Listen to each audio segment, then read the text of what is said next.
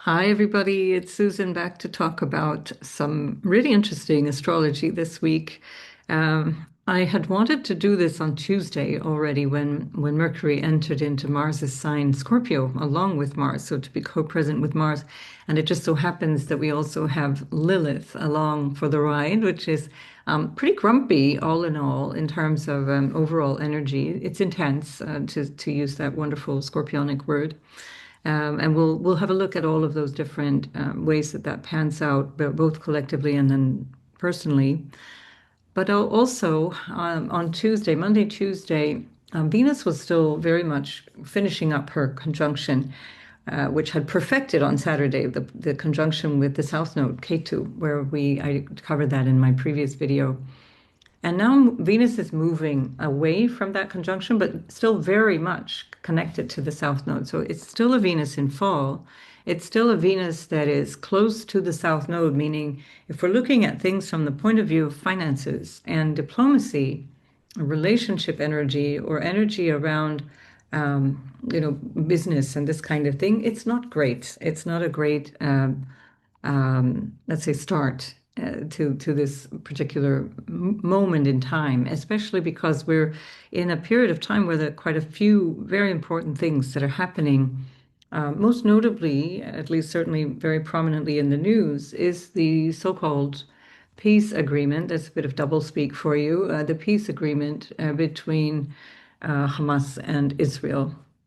That was supposedly brokered by the United States, and this time in Egypt, where previously, when it had been brokered by Qatar, Qatar was in fact bombed by Israel because they were trying to eliminate the negotiating team on the side of the Palestinians. And they didn't succeed because probably the Turks gave them some early warning and they evacuated the building. But okay, so Israel at least didn't bomb the negotiating team this time, but I don't think that these talks are going to actually come to much. And the actual announcement was made on the afternoon of the 8th of October by President Trump on social media, but the negotiations would have been ongoing for the days before. And again, with Venus on the South Node, not very, very constructive. Now, we also have at the same time Venus in a sextile to Jupiter. So it could be said that that's a very favorable aspect, very, constructive. But Venus in poor dignity here on the South Node, for me, smells more like performative actions. It's like, showing one's sort of worthiness, let's say, or working in a way that feels a little bit like, it's just virtue signaling and not reality. It's not something that is actually going to be achieved, unfortunately. I think in terms of this particular peace agreement, I just want to point out that this is also happening in connection. This is the United States chart. I'll put that on the inside just to show really briefly that Venus with the South Node was on Neptune, very, very close to Neptune. If we take today's transits and take it back 2 days when, let's say, when this whole thing was transpiring, Tuesday to Wednesday, Venus was exactly conjoining Neptune, and then the Sun was conjoining the US Saturn. Not a great. It's quite restrictive. Let's say it's showing highlighting the restrictions. The Sun is squaring the U.S. Sun at this time. Jupiter is on the retrograde Mercury in the eighth house of the United States chart, where we also find that Sun. Things are not going well in terms of this negotiation. It's not going. It doesn't have sticking power. Even the Chiron-Eris together approaching the square with Pluto, or let's say it's technically backing away from the square, but this is what it's been doing all year. Is in the square with Pluto, is showing that there is something here that's not really constructive. This is the square also to Mercury. Retrograde, Chiron and Eris, I will talk about that because there's quite a lot that's really worth considering personally as well as collectively around these dynamics. And so these are really busy times. And just, right off the bat, I just wanted to say, even if we take it the next day, Venus is still on that Neptune It's not great for a negotiation if Venus is in fall and on Neptune. Would you trust your negotiator? I don't think so. I don't think so. So there we, even if we have this lovely sextile, that would be a nice opportunity. I don't think we're going to see the results of that. I think we're going to see something much less productive. Um, so let's just come back to this chart that I was showing you initially, which is this Chiron-Eris conjunction. And I'm not going to go back 2 days, but just remember that as Mercury moved in sixth and overnight on the 6th into Scorpio, it created a yod. So the 6th and the 7th, there was a yod between Mercury in Scorpio, Uranus in Gemini, and Neptune in Aries. And that yod, it's tapering off now as of the 9th. Today, as Mercury is connecting now with Eris, where there's a certain amount of frustration or a feeling of disappointment, a feeling of being dishonored or disrespected in some way, being pissed off, short form, which reflects quite strongly the Eris qualities, which we'll get to in a minute. But this yod is uncomfortable. It requires a lot of adjustment. A yod requires an enormous amount of compromise and adjustment to integrate the things that don't seem to go together. They don't fit together. It's when we just have the quincunx alone. Remember, the yod is a sextile, and here we have the sextile between, Uranus and Neptune, and then it's two quincunxes, or you can call them inconjuncts. It's the same. Quincunx and inconjunct, two different words for the same thing. And that inconjunct or quincunx is a 150-degree angle. It's difficult to integrate that. It's kind of like when you're driving and there's a car in your blind spot, and you know the car is there. You sense that the car is there, but you can't really see them, and you can't tell are they accelerating or decelerating? Are they going to move closer to you or further away from you?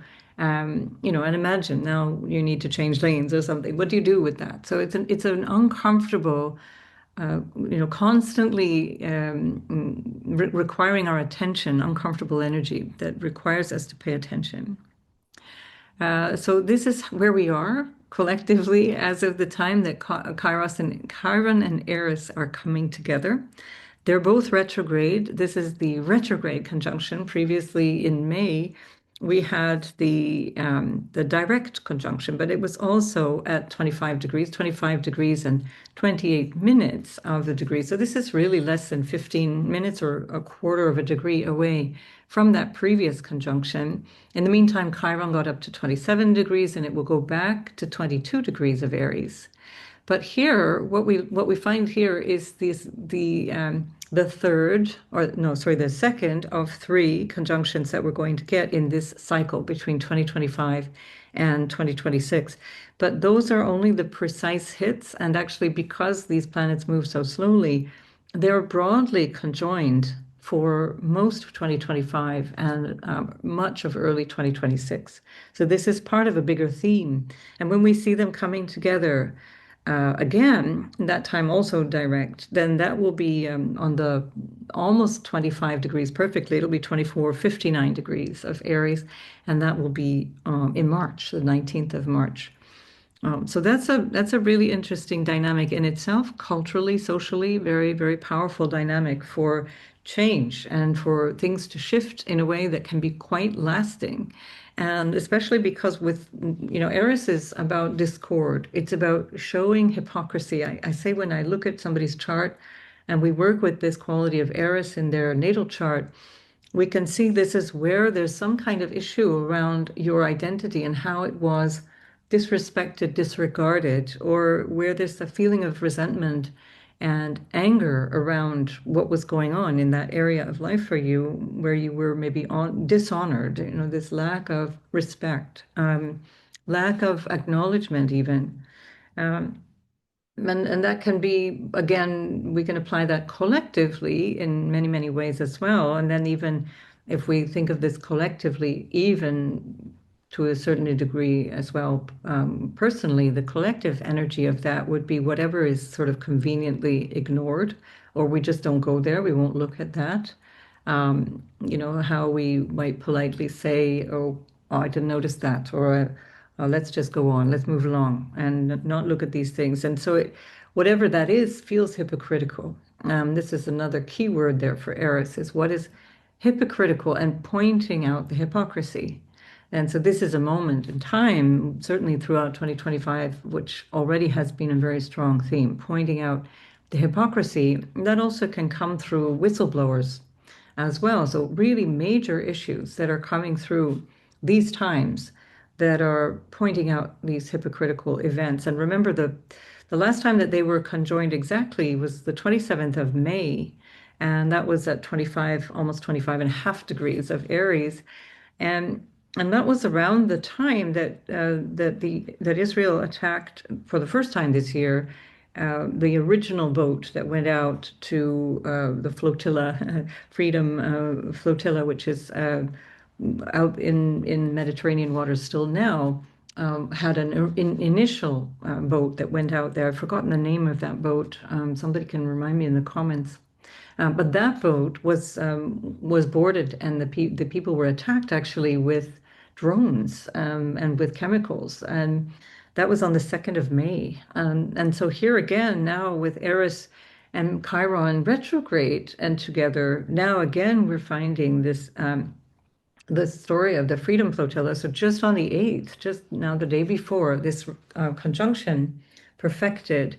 The Israelis intercepted yet another boat. So there were I think up to 50 boats in the Mediterranean, and they keep coming towards the shores of Gaza in international water. And so Israel keeps boarding them and basically kidnapping the people because they're in international water. They haven't committed a crime, and yet Israel is removing them and taking away their valuables and their identification and so on, and exporting them.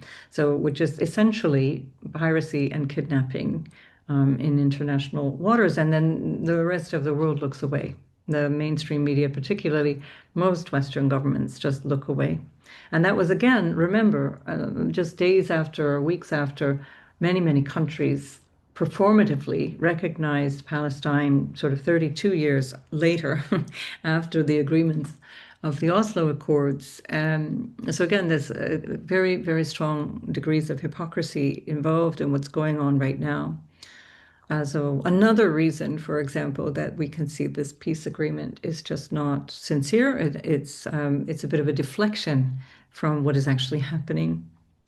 So when we bring Chiron into this picture, Chiron is about childhood wounding.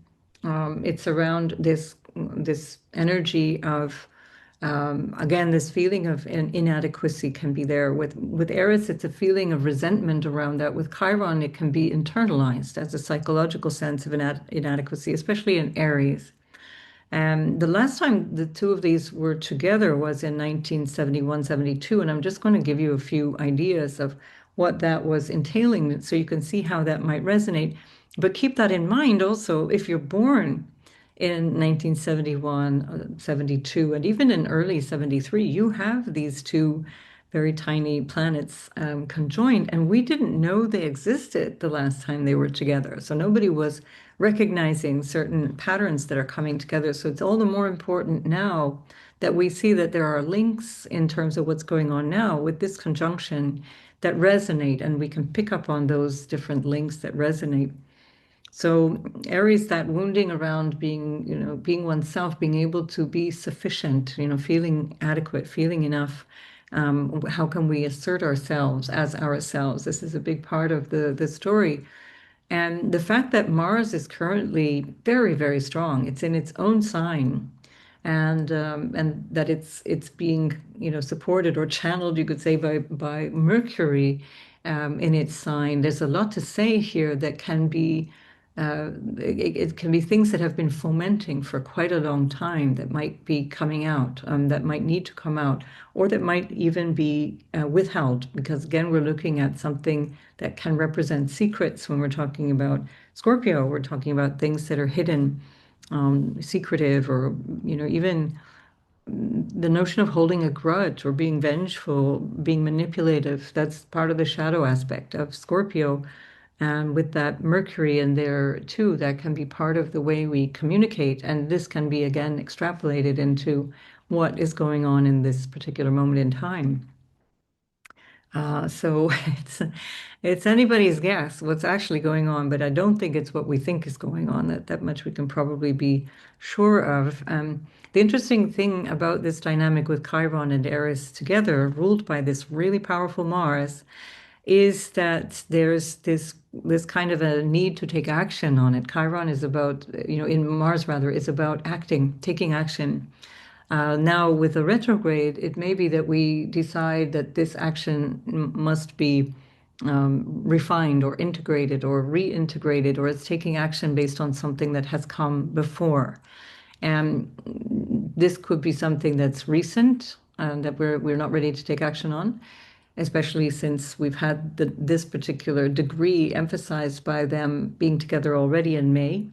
Well, even in April, to a certain extent, they were very, very close through April, May, and June. And but it may be an action that dates from a long, long time ago, and that this is really you're reflecting now about what action to be taking, and also for the signs like the cardinal signs of Aries, Cancer, and Libra and Capricorn.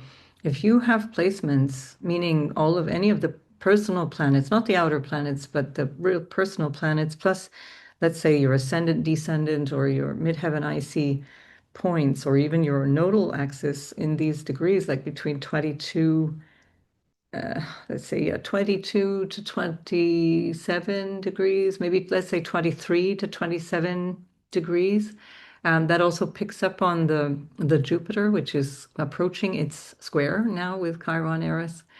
And that will be also happening throughout October, November, part of this bigger story.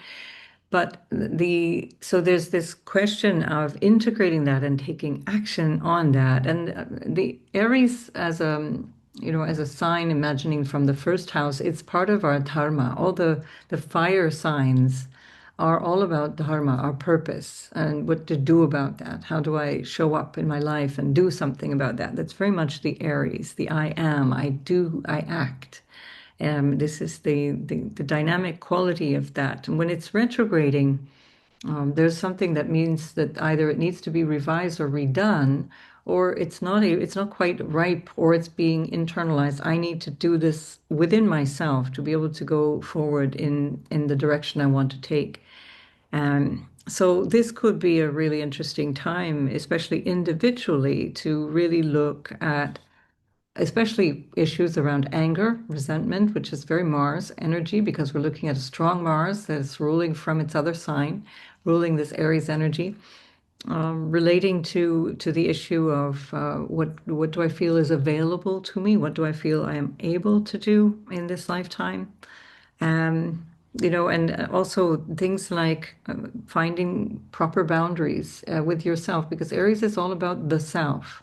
We've just had a full moon in Aries, just 2 days before this conjunction. That was part of the story on Monday as well, and I've done a previous video on that, so I won't touch on that again. But that full moon is all about that self. What do I do, and how do I do it, and what do I allow myself to do? Where do I end and the other person begins? And so, checking our own triggers around hypocrisy, where, if things are getting you annoyed or angry around other people being hypocritical, or society, or the global system, we can acknowledge that. But if you really get triggered by that, if you really find that sort of incensing, and then you get very upset by that, you want to start to look at where you yourself are not in alignment with yourself, where you're not in your own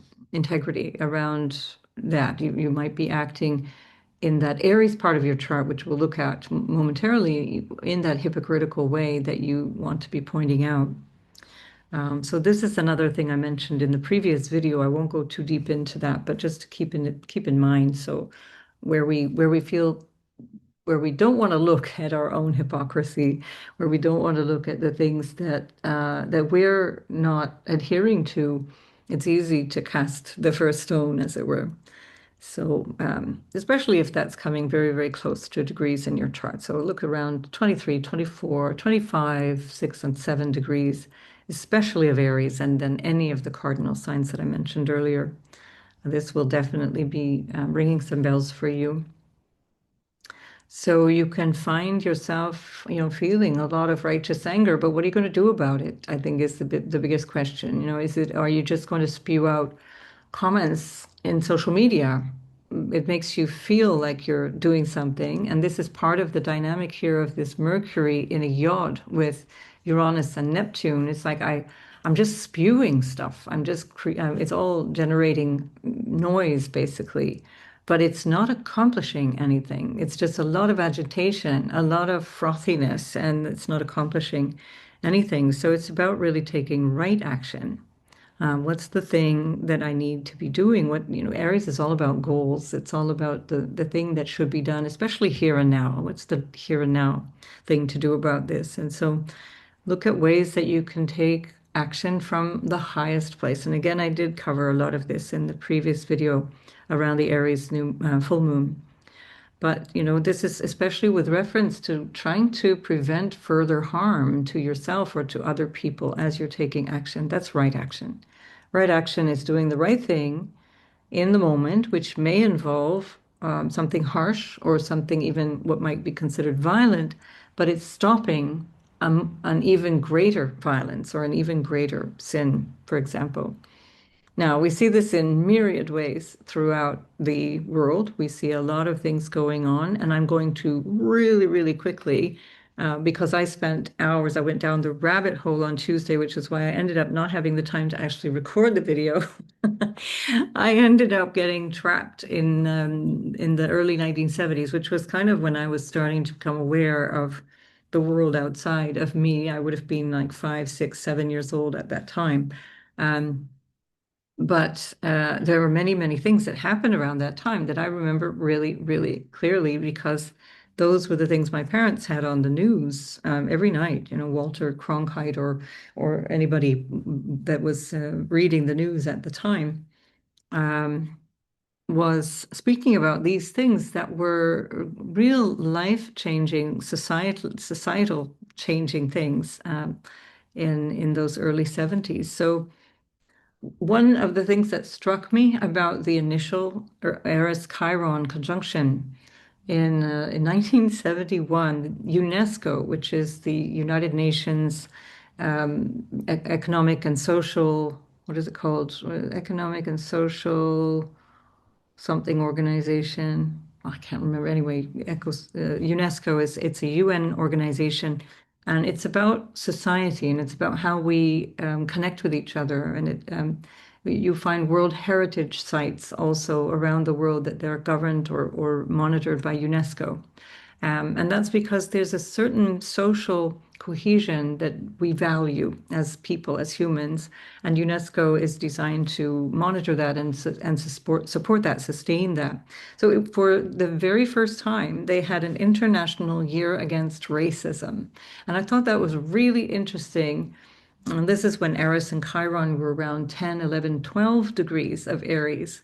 And this is a really interesting theme in terms of Aries, because of course all the story of the Aries and the Eris energy, in Aries is this standing up for others and standing against things that put people down, or the integrity around the individual. That's the very, very strong Eris energy around the Aries sign. And again, if I come back to the Freedom Flotilla, so we had the first one when they were conjoined in May. On the 27th of May, they were conjoined direct, and now they're retrograde. So by the 2nd of May, the first boat was attacked on its way to Gaza. Now, this week, and the last 10 days, the Freedom Flotilla had been intercepted again.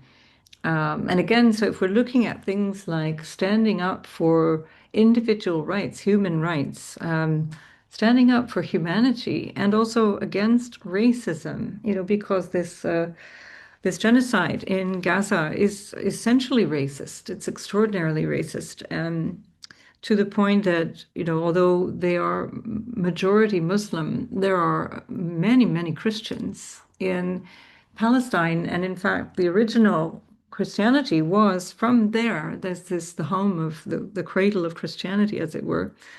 And there are also many other religions, not them, of course, minorities, but certainly Christianity and Islam had cohabitated for many, many centuries. And of course, the Jews also, uh, along with them. Everyone was cohabiting. And it's only in very recent decades, in our modern times, that this has become a very polarized and actually racialized, dogmatic issue. And that's very Aries. It's very Eris in Aries.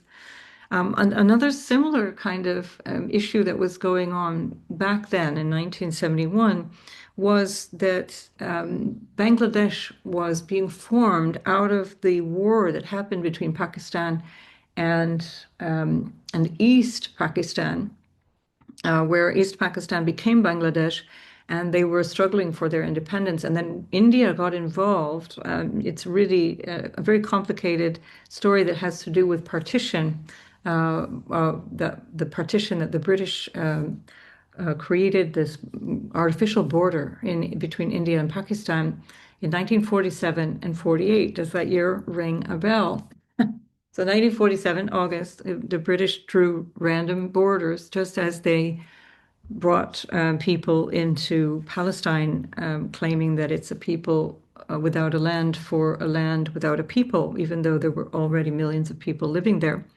And so we have a similar situation mirrored both in Palestine as well as in India, Pakistan, and that again coming through 1971. What was really much more powerful in terms of the resonance, let's say, with the war that's going on. There are many, many wars. Of course, this is our human modern era. This is the way we are now. But what's quite resonant in that early stage of 71, 72, and even into 73 is that there was quite a lot of change around the US involvement in Vietnam. And in fact, also Australia, New Zealand took their soldiers out as well of Vietnam in the same period of time that Eris and Chiron were conjoined. So they were pulling out their people, even though the war continued for some time after that. But in terms of the U.S. direct involvement in Vietnam, that started to taper off in 1971. And that again was from this sort of people power led objection. These are, again, the Chiron-Eris coming together is about taking action, manifesting something through whistleblowing or through, speaking out against the need to support the individual or the rights of the individual or the rights of self-expression and so on. And again, this is in the same year, 1971, you had this picture, a photograph that was taken that won actually the Pulitzer Prize that year. That picture is like seared into my mind because when you see things like that, like a child, I think I saw it in Life or Time magazine, maybe it was Life magazine in those days. If you're old enough to know these things, then you'll know what I'm talking about. It's called Napalm Girl. And it was when the US was using Agent Orange, thank you, Monsanto, same company that provided the chemicals to the Nazis in the concentration camps.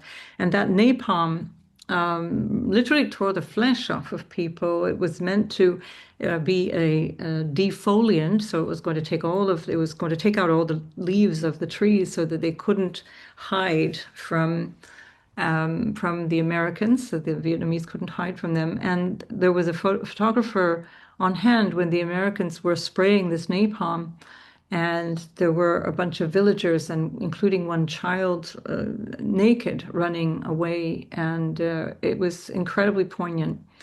And that's something that resonates very strongly today, except that nobody could accuse them of using AI to produce such a an image. We're seeing images like that again and again and again today. Um, so this is the same kind of energy that it is very hard to look at, and this is Chiron and Eris together. It's very hard to look at, but it's compelling, and it turns the page on something. It makes us turn a corner, because it's so hard to look at. Equally, around the same time, later in 71, a U.S. soldier, I've forgotten the name now, I didn't write it down, but he confessed to his part in the My Lai massacre in Vietnam. And that was exposing American war crimes in Vietnam. So up until that time, of course, especially because the media was much more insular than it is now, it was easier to deny any wrongdoing and claim to be the righteous party and not doing anything wrong. And in fact, that became extremely one of the most powerful criticisms of the anti-war movement to get the United States out of there because they were acting unlawfully in so many ways, quite apart from the war itself being unlawful. Equally, in 1971, starting in February, that's when Nixon started to secretly record meetings between his Secret Service and his own White House staff because he was super paranoid. Paranoia is this is this energy here of Mercury, Mars in Scorpio. So I just find that quite amusing. So I think it could be really interesting also to look at the issues of paranoia that can come up now, today, as we go through this dynamic. When I say today, I mean, of course, around the 9th of October, but really in the weeks before and after this, because even though the perfection of the conjunction is on the 9th of October, Chiron and Eris have been very close together for weeks already, and they will be for weeks to come. So think of these subjects, these notions of paranoia as part of this as well, because what that was doing as he was secretly taping all of that was setting him up for later on for the Watergate scandal when he also tapped the Hotel Watergate and trying to get the dirt on the Democrats in preparing for their convention. And then it led him to resign 2 years later, like in 1974, he had to resign, even though he was reelected. So again, all of these things are about hypocrisy. Remember hypocrisy, and where is something happening in a way that is, again, with Chiron, self-sabotaging? Where are we working through something that we are doing more harm than good, and we think that we're doing something that will save us from whatever ill or evil we're trying to fight against, but actually it ends up causing an enormous amount of trouble. And this is why I fear in these particular moments that the hype around excitement, let's say, around peace is so overplayed, and it makes people more vulnerable because this notion that everything's going to finally work out. And you see, after all, our dear President Trump, he did the right thing. He's the one who saved the day. And again, it's all fluff and nonsense. And um, there is no Santa Claus, Virginia. I'm so sorry to be the one to tell you.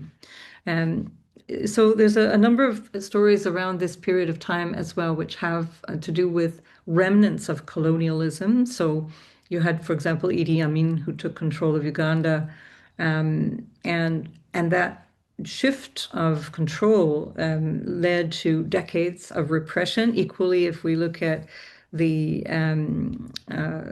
in Syria, there was the election of Hafez Assad, who was the father of Bashar al-Assad, who's the one that was recently ousted last December.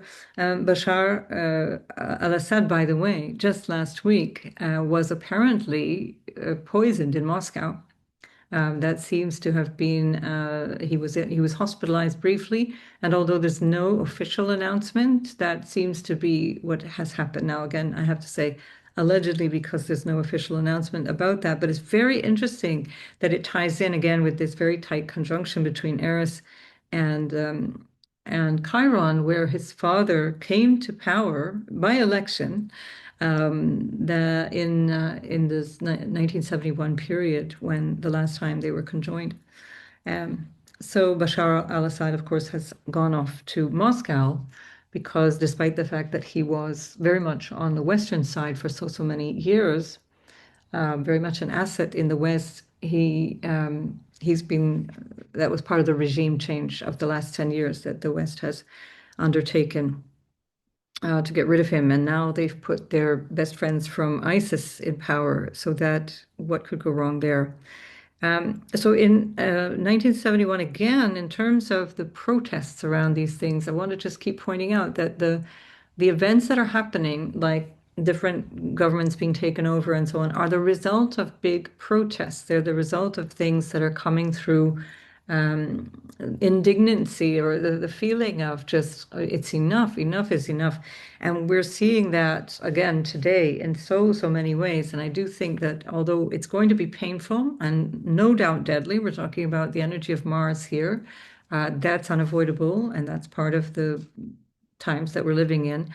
But there will be a turning of a cycle. Things are definitely going to change, and this will be a turning point historically as we go forward. By the way, this is this period of time where Eris has been in Aries, and then these conjunctions haven't happened for 5 centuries. So this is really rare stuff.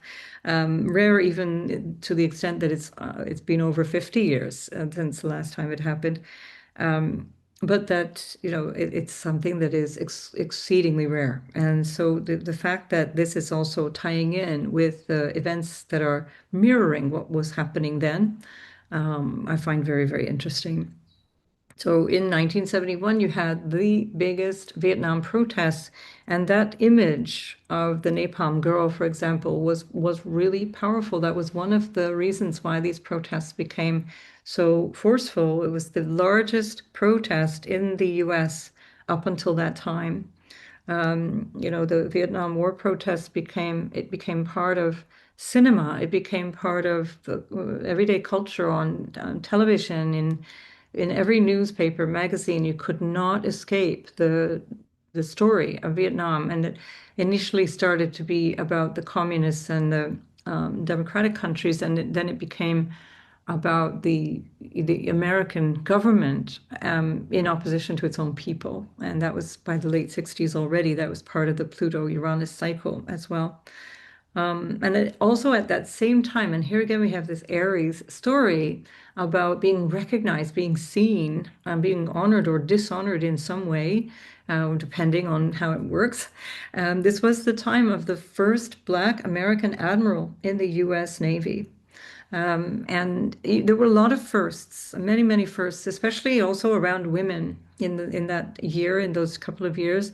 The first female FBI agent, for example. And by the way, in terms of the FBI, that was also the year that COINTELPRO, which is basically the FBI spying on its own citizens, on U.S. citizens, was exposed by a whistleblower.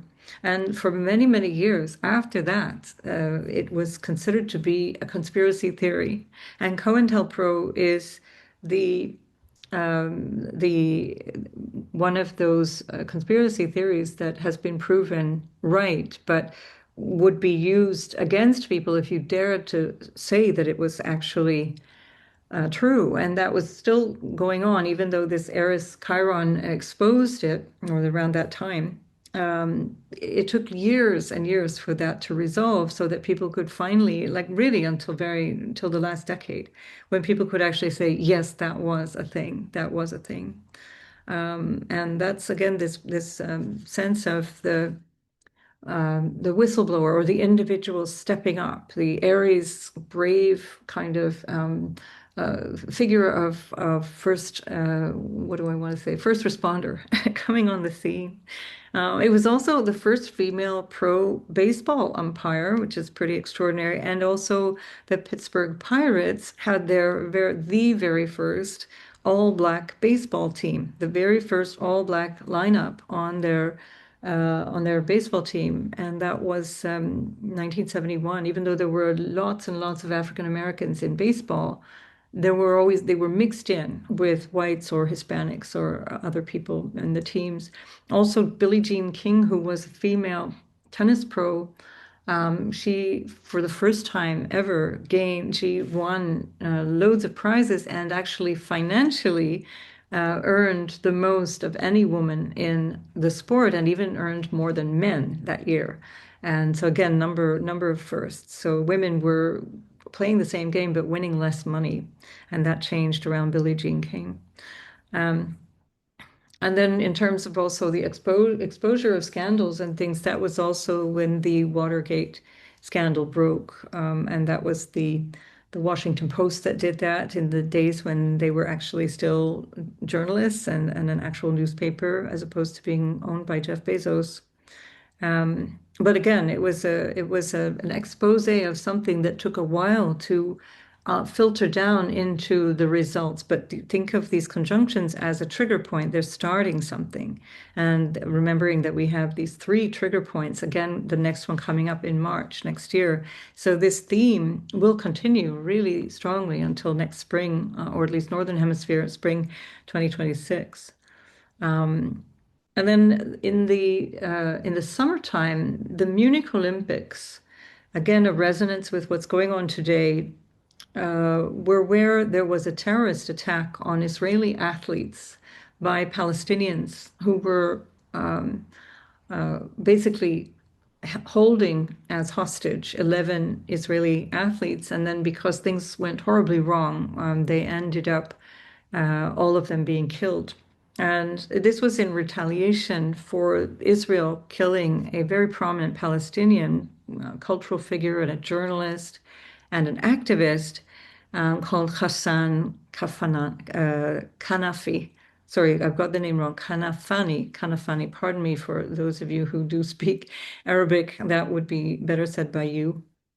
But this was something that, again, is recalling this moment in time. It's Israel retaliated for that attack by bombing Lebanon and Syria, because, of course, there are many Palestinian refugees there, as there still are today, which is why those lands are so deeply connected to the wars that go on with Israel.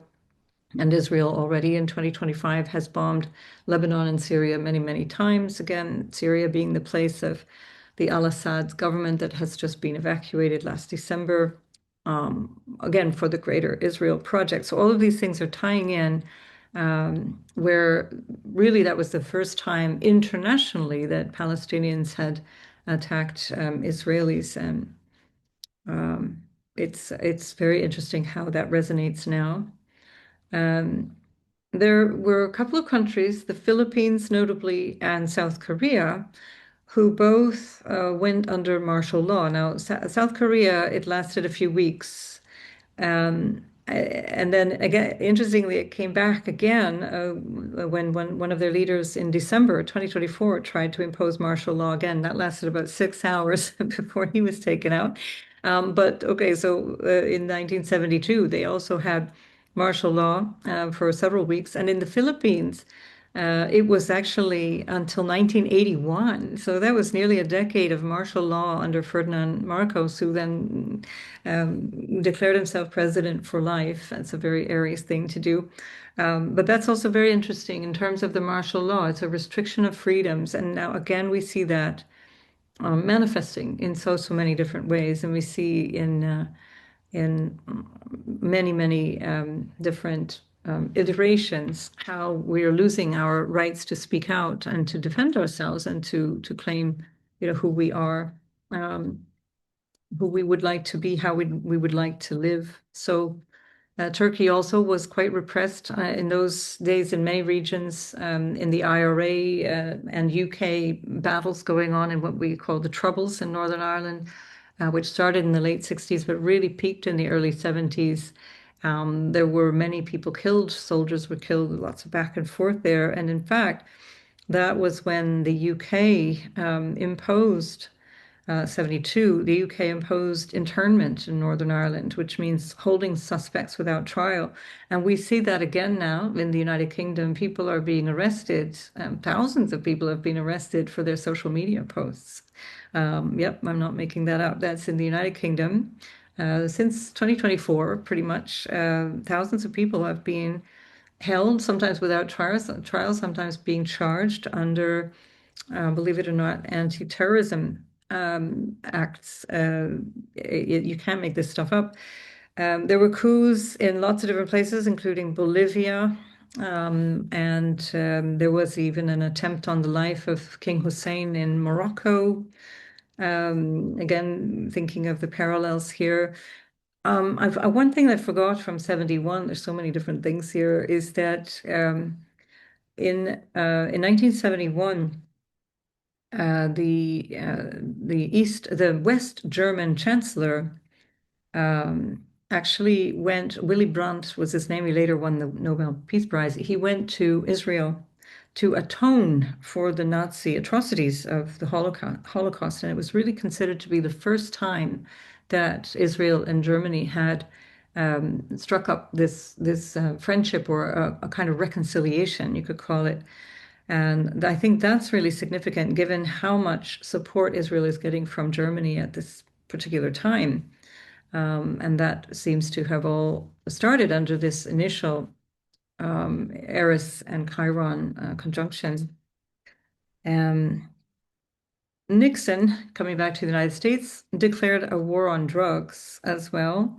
And equally important, it was announced in 1971, but it occurred in early 1972 that Nixon actually went to China and he also normalized relations with China. And what happened was that Taiwan was demoted, let's say, was removed from the United Nations. So Taiwan had, up until that time, been a separate country in the United Nations. They were sort of evicted from the United Nations as a standalone country, and they were integrated with China. And that is the result of the United States and Nixon declaring that it now stood by the one China policy. And even to this day, officially, the United States has a one China policy. And that one China policy is about keeping Taiwan within China in the legal definition of China.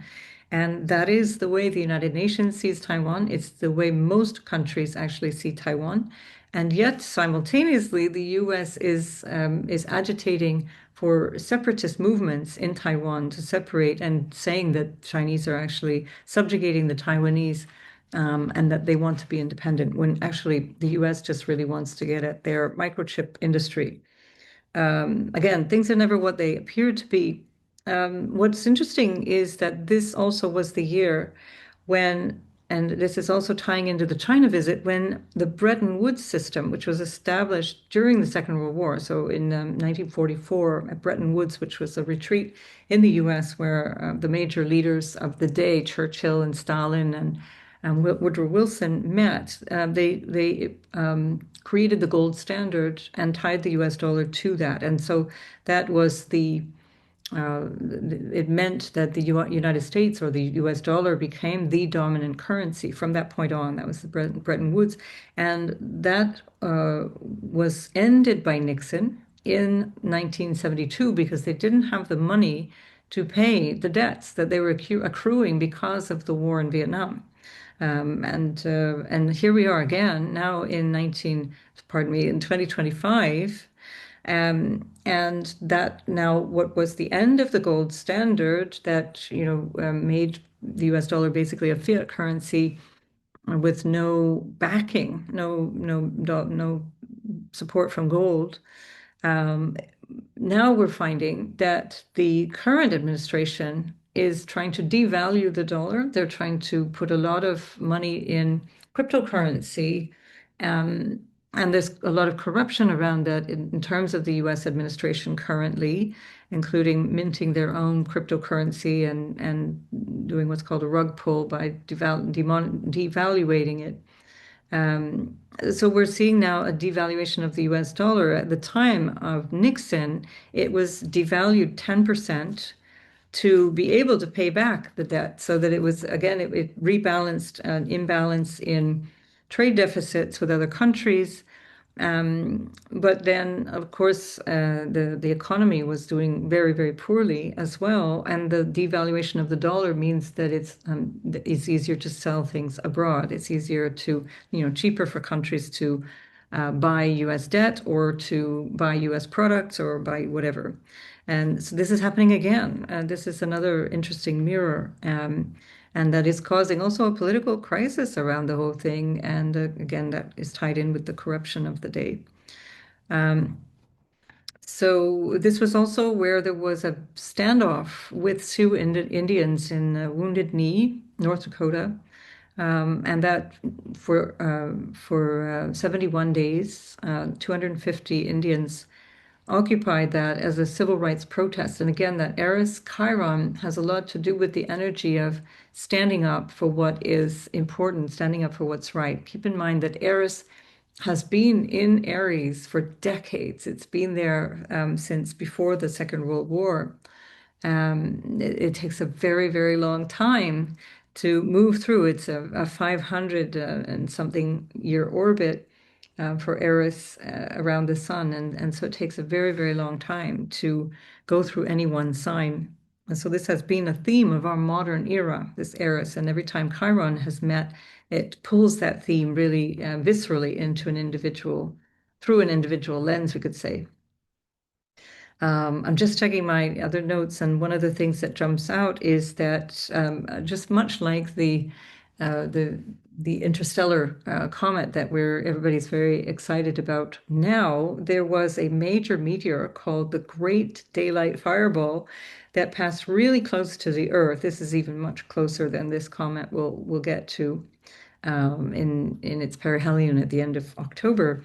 And that was in August 1972. It went into the atmosphere over the Earth, over Utah. That was 57 kilometers above land. And so, just by way of comparison, if you're in an airplane, if you're flying, let's say, intercontinentally, or if you're going, let's say, from New York to LA, the plane would get up to about 3,000 meters, which is about 3 kilometers above.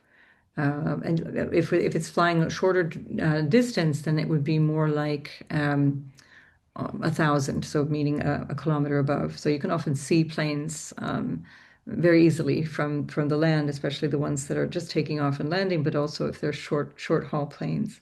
Um, so this is a similar kind of a dynamic where we have this very interesting um, fireball meteor that is extremely rare, and it came very, very close. So it entered in over Utah and it exited over Alberta in Canada. But it was very shocking and very surprising, and again, subject to a lot of um, let's say, well, probably far fewer conspiracy theories than are today, but this is something to be wary of as well as Mercury moves into Scorpio. And this is part of the greater theme of our times as Uranus and Pluto are in a trine. This notion of, the conspiracy theory, and can we trust what we're hearing? And Neptune being at the pinnacle of that mini grand trine. This is part of the era of propaganda. This is also the message of the Mercury triggering this yod with Neptune and Uranus. It's something to really ground yourself with. And of course, the resolution of a yod is in the opposite sign. So here we're looking from the apex of Mercury, where Mercury was, the moon would have been entering just in on the 8th of October, the moon entered into Taurus, and where that's solid and grounded and exalted. And so that's a little bit of respite, but it's still perhaps not enough, especially as the moon then moved directly into opposition with Mars. So we're in a time where we need to double check, triple check. Don't get excited about clickbait. A lot of the information that you hear about this, and if we come back to Three Eye Atlas, this notion of what's coming in at us from outer space. It's an interstellar object. It's not from our solar system. Go to channels that are reliable, that are science-driven, that are not clickbait, that are not creating outrageous, outlandish hypotheses. Because you're getting, again, this is the froth I was talking about in terms of this this particular moment, this particular week, but it's an ongoing thing with the mini grand trine. Just don't let yourself get worked up about things that turn out to be nothing, or they turn out to be a distraction from something that is far more important. Another thing that is really striking here is the notion of, digital ID. When we talk about distraction, we're looking at a lot of countries through Europe, for example, through Asia, and now the United Kingdom and the United States are talking about introducing digital ID, and that would be tied to your finances, it would be tied to your work, it would be tied to your behavior. And as I just mentioned, the US, pardon me, the UK is literally arresting people for social media posts. Um, and this would be something that would be disqualifying if on the digital ID they decided that that would disqualify you from, I don't know, living in the house that you live in, or having the job, or having access to your money, or whatever. It's pretty shocking what's on the horizon there, but we need to stay aware of that. Um, so yeah, and interestingly, in terms of the advocacy, again, advocacy being Aries, that's looking out for, being the soldier that jumps, leaps to battle, for example, and the identity issues and the crisis around identity and the activism and the whistleblowing and all of that stuff. Greenpeace was established at this time. So the very first ship left Vancouver to protest nuclear testing in Alaska. And then the organization itself was founded soon after that. So that's again another aspect of the 71-72 Chiron-Eris conjunction. And not only that, but Médecins Sans Frontières, so Doctors Without Borders, was also founded at that same time in 72. And that's an organization that is still to this day in countries where there is a genocide, in Sudan, in Yemen, in Gaza. They're still, even now, still trying to work in Gaza. So there's a lot that started at this time that is cycling back right now into our awareness, and these same organizations are, holding the torch, as it were, in terms of taking care of each of us, taking care of the individual as a point of principle, and coming to the defense of the rights of the individual and the dignity of the individual. Very important. So 71, by the way, is also the same year that John Lennon released the song Imagine, and the album, of course, by the same name later on in the year. But, Imagine is the ultimate peace song, the ultimate song that is about finding harmony, finding peace. And then George Harrison, the other Beatle, this was after the Beatles split up, released My Sweet Lord, which is also a song that is tied to harmony and beauty and feeling our divinity. And in fact, that song was popularized and sung publicly for the first time at a benefit concert for Bangladesh. And that was another first. Again, Aries is always about being first. And the concert for Bangladesh attracted all kinds of really extraordinary artists of the time, Eric Clapton and other members of the sort of rock and roll industry that supported the fund, trying to fund Bangladesh as it was trying to recover from this civil war and the war that it actually had also with then India and Pakistan, which was no longer a civil war because they were trying to fight a war of independence. So there were millions of refugees suffering enormous consequences. And again, that ties into what's going on currently today. Not to say that these things have never happened before or since. It's just that there is a tie-in to the themes that are really, really heightened at this time. And I think it's worth just noting them because we can look out for them repeating and finding ways of how we're going to now initiate things, because this is the Aries theme here, initiating things based on trying to resolve the issues that are being highlighted, resolve the hypocrisy, resolve the challenges, and so on. Again, on an individual level, we're looking at trying to heal something of ourselves, of our old patterns, of the things that we haven't been able to digest or integrate from childhood or from our own experience, or even from earlier this year for that matter. Because if we're looking back to May, things that were happening in May are perhaps coming back to us for a review. And there you can look back specifically to the end of May, around the 27th, when the perfected conjunction happened at 25.5 degrees, 25, 28 Aries. And then you can go forward in time and think, well, how would I like this to manifest in new and different ways after I've really integrated and understood this by coming forward into March, then, when at the 25-degree point, 24 and 59 minutes of Aries, that will be the last conjunction that we will experience, the last conjunction of Eris and Chiron in Aries. So things are unpredictable. They're very volatile when Eris, when we talk about Eris, but when we put Chiron with Eris, it's all the more so. And that can call in a lot of psychological or emotional instability as well. So taking a breath, taking a step back, taking time for self-care is also part of a good, a good use of this period of time. I forgot to mention also that the U.S.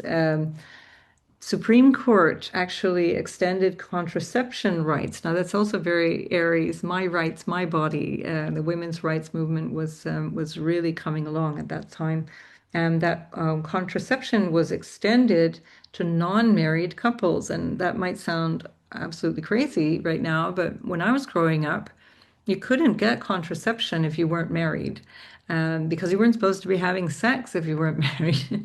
And, in the same way as a woman couldn't get a loan in a bank without her husband's signature, or she couldn't have a credit card. Except if her husband gave it to her, she couldn't buy her own things. Again, that's the Chiron-Eris conjunction in Aries that triggers all of these new big changes, civil rights, shifts things. And also Angela Davis, another, speaking of civil rights again, she was released from jail after being held for 16 months, and then she was later acquitted of murder charges. She was part of the civil rights movement, and she only recently died a couple of years ago. An extraordinary figure in the civil rights movement.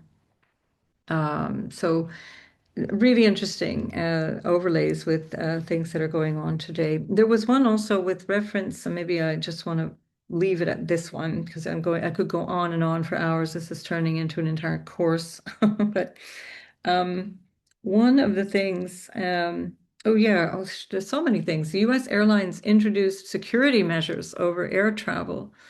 So there were no security measures. When I used to get on an airplane as a little girl, you just get on the damn plane. You'd walk on the plane and sit down. And that's what it was like to travel. Everybody would be saying, "Good morning, how are you doing? Hello." And you get on the plane and then you get off the plane. And that's how it went. And nobody was checking your bags. Nobody was checking your armpits or whatever it is that they're checking. So these are all really big things. So I wonder what security measures we're going to be subjected to, what humiliations are we going to be subjected to after this round of conjunctions that will complete in the 6 months from now. So oh my gosh, I could go on and on. I got down this rabbit hole so badly, and I see I've already spent an hour on this. I didn't mean to make this so long. But I feel it's really, really important. And also, just let's jump in there with the Irish again. This was the year of Bloody Sunday, and then later on it was Bloody Friday, where peaceful, unarmed protesters were shot dead. 13 people were shot dead by the British forces in Northern Ireland, and that caused a huge turning point also in the Troubles. It really exacerbated the Troubles. And the IRA, the Irish Republican Army, would be bombing in the UK as well, then stepping up the bombing in London and places like that. So that was also a really big turning point. And then just because we're also in this era, in this particular moment in time, looking at events like the Singapore Cooperation Organization, the Shanghai Cooperation Organization, which established now a new monetary system, new financial systems amongst themselves. That's worth taking note of right now because that also ties into in the past, for example, when OPEC came together, that was also 1971. OPEC was formed, OPEC was created, and even like countries like Iraq nationalized their petroleum industry, and that meant that Western companies like BP and Shell and Mobil and Standard Oil and the French nationalized company, they were no longer able to have a concession in Iraq, and that's one of the reasons Iraq became targeted as, they planted Saddam Hussein. That was a Western plant, put him there so they could control him and take back some of the concessions to get access to this oil. And again, when he tried to do that again, they took him out. That was the whole thing about the Iraq War 1 and 2. So you see, all of these things are tying in, and that's also part of the bigger story of who controls these resources. And Aries, again, it's very much in terms of the Mars dynamic, is about controlling and getting there first, and the militarization of things. So very, very interesting dynamic. And now today we're seeing the Shanghai Cooperation Organization really expand. And as I mentioned in previous videos, that came together in the mid 90s. It's not like a new organization, but it's now newly found kind of a second wind. And they are really pulling together their finances and trying to form a new financial structure that they can work on to overcome the dominance of the dollar. So again, this is accelerating. We saw it already the first time with Nixon devaluating the dollar and then getting off the gold standard, going to China basically to try and alleviate the financial and economic stress on the US.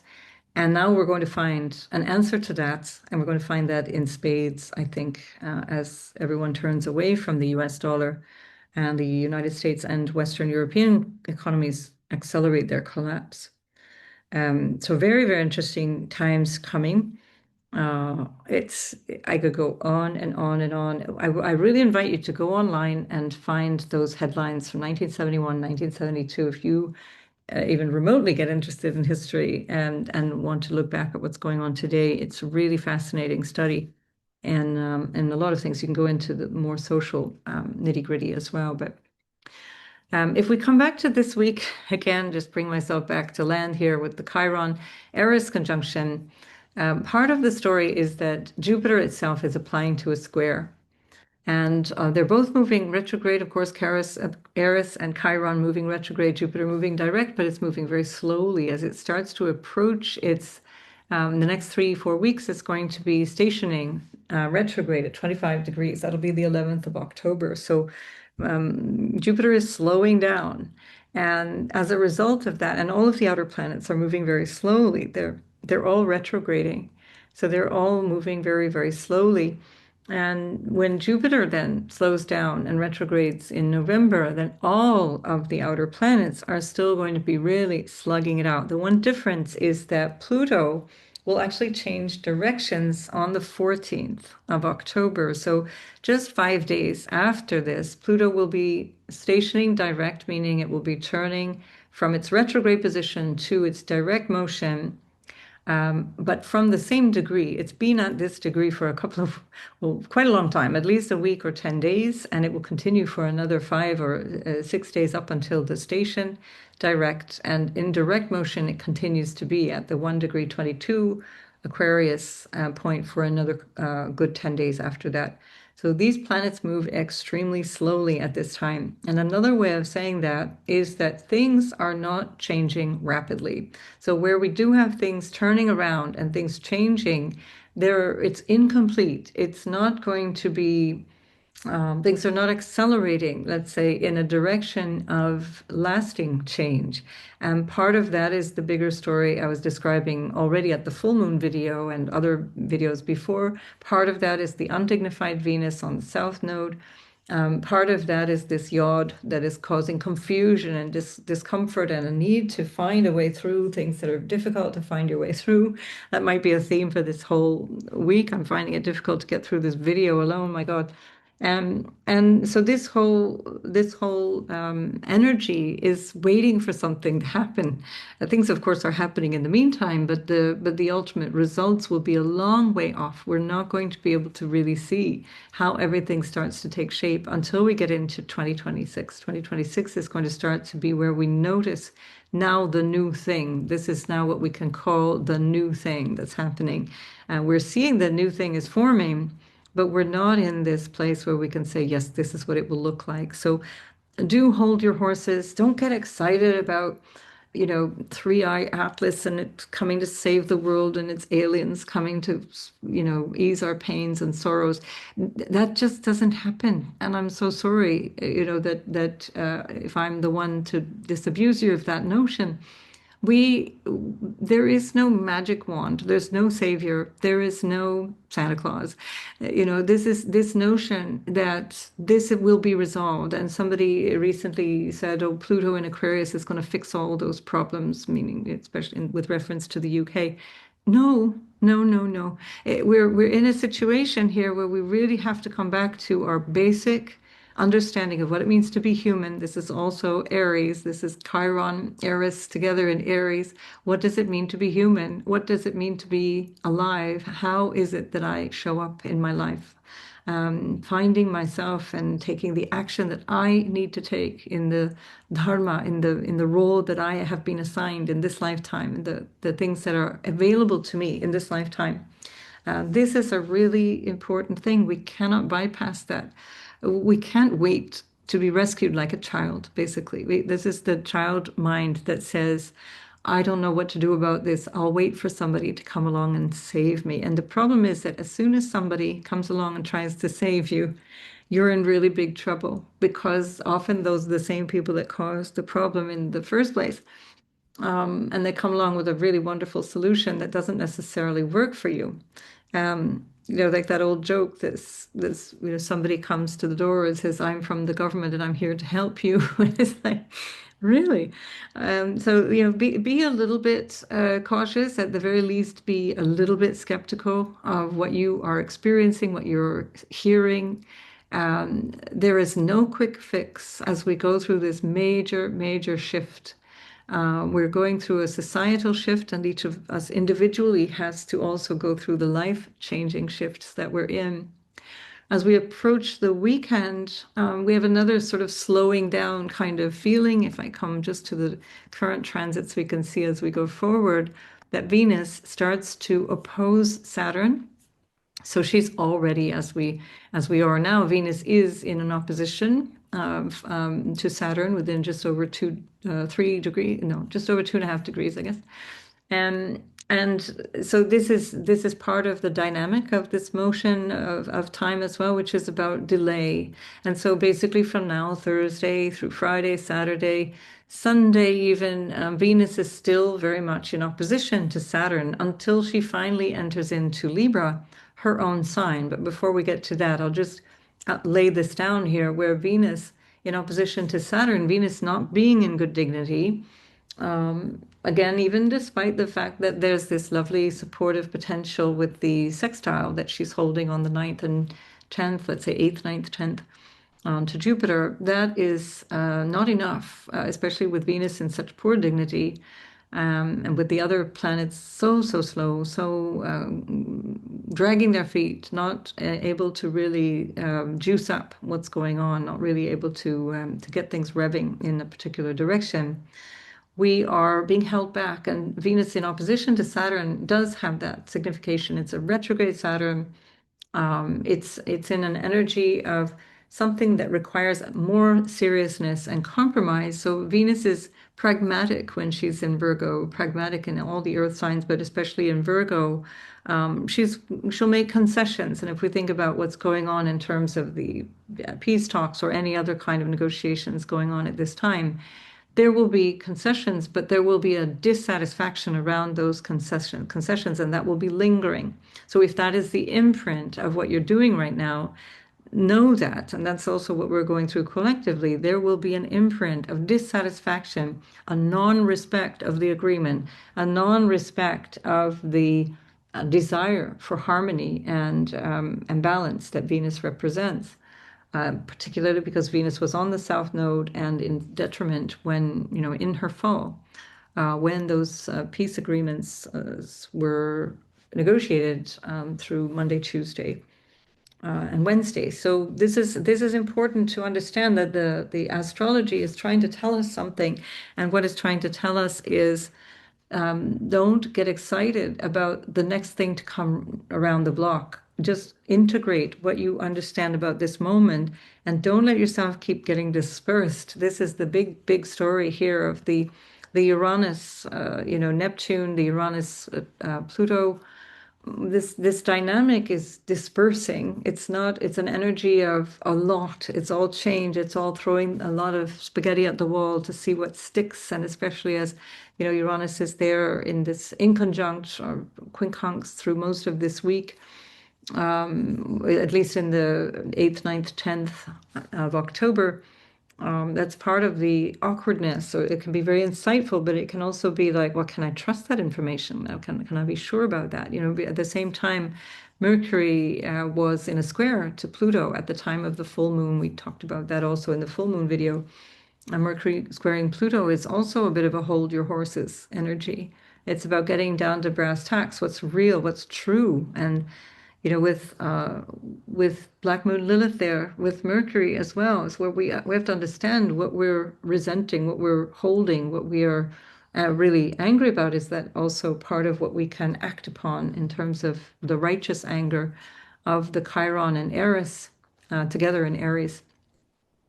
So lots and lots of things to think about at this time, and we have to get on with life. There's no way that we can sit back and just kind of wait for things to happen. But we are in a period of fight for our humanity in terms of our connection to our leaders and the societies that we live in.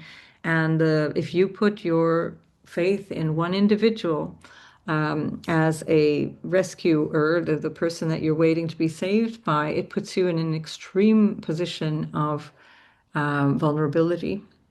And we need to be focused on our own healing. So this is the Aries message, especially once Saturn goes back in with Neptune in February. This is the Aries message. It's, can we heal ourselves? Can we heal and learn where we think we are inadequate? We're not up to the task and we need to be rescued. Where do we need this figure to come dashing through and resolve all of these things that they themselves has made us afraid of? Or have created the chaos that we're afraid of. So keep hope, but don't also give up your sense of what is discerning. When videos come out, even by people who are so-called qualified in what they're talking about, and yet the video itself hypes up every little thing, live streaming daily about whatever event or whatever thing is going on. And there's extreme languages, like extreme hype, extreme emotional triggers used when there's words like never, always, magnificent, all these really powerful words that get you all excited. You lose your prefrontal cortex as a guide. Because when you're triggered emotionally by all of these clickbait titles, and you get triggered to get hyped up about events and things and the whodunits and the what is this thing or who sent it or whatever, you've lost the plot, and you want to ground yourself with this understanding, like in this moment, as we're going through this particular moment in time. We've got this lovely moon, very exalted moon in Taurus. That's probably the most grounding thing that we can find in this chart. It's just, can we just sit down? Can we just please sit down and do a reality check here? From this point of view, Venus might actually be our only our only hope at this time. Mars is busy strategizing and plotting away as Mercury is getting closer and closer by the day. They finally meet on the 19th and 20th. I'll do a separate video about that, but that's at 18 degrees Scorpio for those of you who have those degrees, and that will be in a trine to the North Node as well, or will be operationally trining. And so that can be quite, conducive to change as well. But for the moment, keep it low key. Scorpio, where we find Mercury, is keeps its hands close to its chest. It doesn't give away its ace card. It doesn't reveal things, and so that can actually be helpful. That you kind of slow your roll and calm yourself down, bring yourself home to yourself. And that can also be disruptive in the sense that it might also be where you find that you're not necessarily getting the truth. And this is part of the earlier in the week, the square between Mercury and Pluto, which was also dominant during those negotiations. Again, are we getting the truth? Is this actually anywhere close to what the actual intention is? Or is this, again, some kind of performative thing?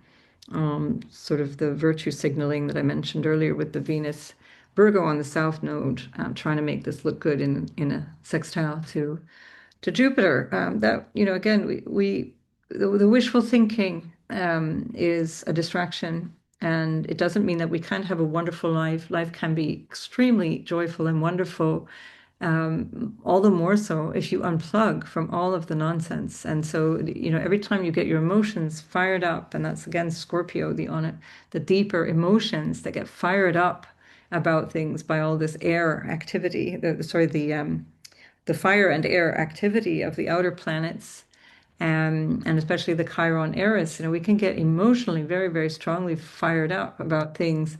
But what do you do about that? What do you want to, how are you going to deal with that? Do you just want to give yourself a heart attack, or do you actually want to make that constructive? And for most of us, most of the time, we're better to keep our energy focused on our personal projects closer to home and not reach out into every little thing that is coming across your social media feed. It's really important not to let yourself get drawn into things. Okay, so remember that, as I mentioned, we're getting this kite every time. This I've covered in a couple of different videos now. Every single time now, a planet goes into the zero Libra aspect of the chart, it's going to be triggering, as long as we've got Saturn, Neptune close to the Aries point, it's going to be triggering a kite. And we can see that kite here. Again, Neptune is getting very close to Pisces, and that Neptune will move back into Pisces on the 22nd of October. That'll be another video as well. But it's still in a sextile. So when we have a sextile between Pluto and Neptune, and a sextile between Neptune and Uranus, plus then the trine between Pluto and Uranus, and the grand air trine that is caused by any planet moving into the 0 degree Libra point, in this case, Libra, Venus that rules Libra, we get these lovely kites. Now, that's where we can find perhaps more clarity, more resolution, the kind of resolution that we're looking for now in the week that I'm talking about these things. Think about this in terms of the 9th of October and the days before and after that. It's too much all at once, and the degree of clarity that we're going to get when Venus comes back into really strong dignity, we'll have Mars in its own sign, we'll have Venus in her own sign, we have Jupiter exalted at that point, and then we can handle things a lot better. That the energy of the tugging at us in every direction, and the emotionality of the dissatisfaction, the frustration, the buildup of a feeling of things not being able to work out or not being able to happen in the way that we wanted them. And there will be a palpable change of energy when Venus moves into Libra. So I will do a separate video on these aspects as we go forward, but keep in mind that the next lunation, we had our full moon in Aries on the 7th of October and on the 21st of October. So just a day before, hours before Neptune goes back into Pisces, there will be a new moon in Libra at 28 degrees. And that's in and of itself a really lovely new start. And again, perhaps going to be the thing that will allow us to move in the direction of more success around negotiations and harmony, because of that strong Venus in her own sign and ruling that lunation. So we'll talk about that in future videos, but just wanted to give you that heads up because it's been pretty heavy up until this point. I'd like to go sign by sign, and we will have a look for each sign at what this Eris, hang on, let me get this chart here so we know what we're looking for, and what this Chiron-Eris conjunction represents. Right, and we're going to go back hour by hour to get Aries on the ascendant. There we go. So this is for, we're going to be looking at these aspects for these days around this time, but think about this as a journey of a longer arc of time, because remember, this is one of three conjunctions in Aries. This is for everyone, but especially, of course, for if you are Aries, Sun, Moon, or Ascendant. And these three conjunctions, as a reminder, were the 27th of May, 2025, and then again October 9th, which is the one we're looking at now, and then March 19th, 2026. But really, because of the orb of conjunction that it extends to 2 or 3 degrees on either side, it really is the theme of 2025, and it will take us well into the first 4 or 5 months of 2026. So you can think about this as this moment and the urgency of whatever is going on in your life and how you want to be reflecting on that, but also think about it in terms of a larger arc of time that you want to repair or heal this aspect of yourself or your connection with society or with those around you, where you want to understand your personal degree of courage and where you feel you're ready to step into something, where you feel you're ready to be acknowledged or seen. Also keeping in mind there's a certain need to keep yourself, your boundaries are not just for you, but they are for others with reference to you, so that you have healthy boundaries with others. And that also includes that you don't overstep the boundaries for other people as well. So that is a way of nourishing yourself as well as others. So attending to all kinds of old wounds that may arise from childhood, and especially if this is your Chiron return, if you've got Chiron between 22 and 27 degrees this year will have been your Chiron return, and that will include these conjunctions. So that's quite the Chiron return. And there's a lot of healing there of things that can come up through your childhood and through your early life experience, or through your early adult experience, and realizing where these different ways of holding yourself back or seeing yourself through the negativity of other people has just been so disempowering. So, yeah, you can start to feel where you can let go of a particular way of talking to yourself or the storyline you have about yourself that, again, you may have been handed by your parents or teachers or whatever. And then be clear when you are addressing something that feels like it needs to be said, but it can be awkward or challenging. Like if we get from one extreme, like a whistleblower, for example, it's getting dangerous to be a whistleblower. This is especially since the Obama administration, where whistleblowers were very, very severely treated, and their rights were taken away from them. Many of them were imprisoned, and the people who perpetrated the crimes got away with all the crimes, basically. So that has been a very long time already. We're looking at over, what's 15, 17 years, where it's been quite risky to be a whistleblower. And I'm referring back to the US partly because the issue of whistleblowing is very tied to the corporatocracy that we are governed by globally, which tends to be either from the UK, meaning governed by London, or from the US, meaning governed by, in one way, shape, or form, from Washington. So that's one extreme. But then the other is that as an individual, I have something I need to divulge. I have something I need to say, or there's something I need to just account for or confront you with, or whatever, in the dynamic of you with another.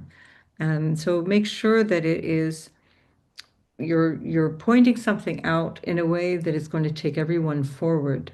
I want this to be an improvement, and this is ultimately the energy of Aries. It's the spiritual warrior. I'm going to battle because I can see this vast, something vastly better. Um, Right. And so, of course, the way through our own pain is to find someone to work with and or a group of people to work with that allows you to feel secure, feel safe, and be in your body. This is a very, very big problem nowadays, as I mentioned in all these other videos that I've done around these grand air trines in general, where there's just too much hot air, too much talking, too much thinking, too much in the mind, not enough feeling, not enough of an awareness of what I actually am experiencing. And this would be a wonderful opportunity to really go into that. And especially as Mars in Scorpio goes really deep, it goes super deep into the depths of what can be taboo, what can be nitty-gritty, ugly, the cold, hard truth of things. That's the Scorpionic way, and you've got the courage here with the Mars there, and with Mercury really, really digging deep, also emotionally and into the secrets, into the taboo stuff. This is a really great opportunity to look at all of that and say, well, is this working for me, or where will I put a stop to this? Keeping in mind you've got several months coming, 6 months or so coming, where you are still going to be working through this and then coming back to this same qualitative moment in time in terms of the Chiron-Eris in Aries conjunction. You've got loads of time to be working through these things, and then we'll see collectively how it all pans out as well. So, right, I think that's what I wanted to say in general. Now we're going to be more specific to Aries. Now, of course, this is has all been applying to you, so of course all of that is about you, Aries. But this is for Aries, Sun, Moon, and Ascendant. And so, of course, you still have this dynamic at play for quite some time. But the fact that it's conjoined in your first house may be triggering something really unique and specific. And especially if you have anything between 22 and 27 degrees, or certainly 23 to 27 degrees, this will be really noticeable for you. And so this is, again, something you've been working with personally and probably having many moments of questioning and challenge around your own individuation or your own sense of self and what you need to do about that. And your ruler Mars is very, very powerful now in its own sign, in its other sign of rulership in Scorpio in your eighth house. And that's where Mercury is. And so a lot of what you're healing or what you might be working through can have to do with your psychological connections or your nature in terms of what's more under the surface. The things that are operating behind the public facade, let's say, the stoic kind of facade that you can put on. You've got, Saturn ruling your 10th. And then also with Mercury, the ruler of your sixth house in the eighth house at the same time, and with Venus on the south node. I think for many Aries, it's really going to be an opportunity for you to really explore your relationship to what you might describe as crisis or a need for transformation through difficulty. Whatever that may have been, is there something that has happened, or is there something that feels like it's about to happen? And can you let that go? Can you internalize that and see that in some way that there's part of your own relationship to yourself that's been creating this internal or a sense of, let's say, chaos or challenge that you're grappling with here? This may be something to do with money, quite literally, finances that you're holding with others, or things that you share, including sexual intimacy, psychological intimacy, emotional intimacy, what you receive also from others, whether it be what you inherited from your family through the eighth house area, or what you are getting from clients, or what you're getting from a marital partner.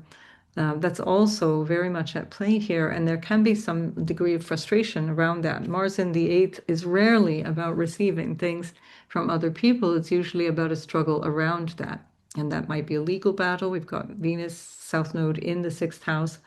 Um, if it's a legal issue, then if you don't need to take action on it now, give it time and wait until Venus goes into her own sign in the seventh house across from you, where she'll be really helpful. So then you'll have Mars in the eighth and Venus in her sign, and you won't have to deal with a feeling of disgruntlement or challenges around some obstacles or contracts and things that are not working out super well for you. If it's about employment, that can also be a part of this bigger story where you realize, okay, enough is enough.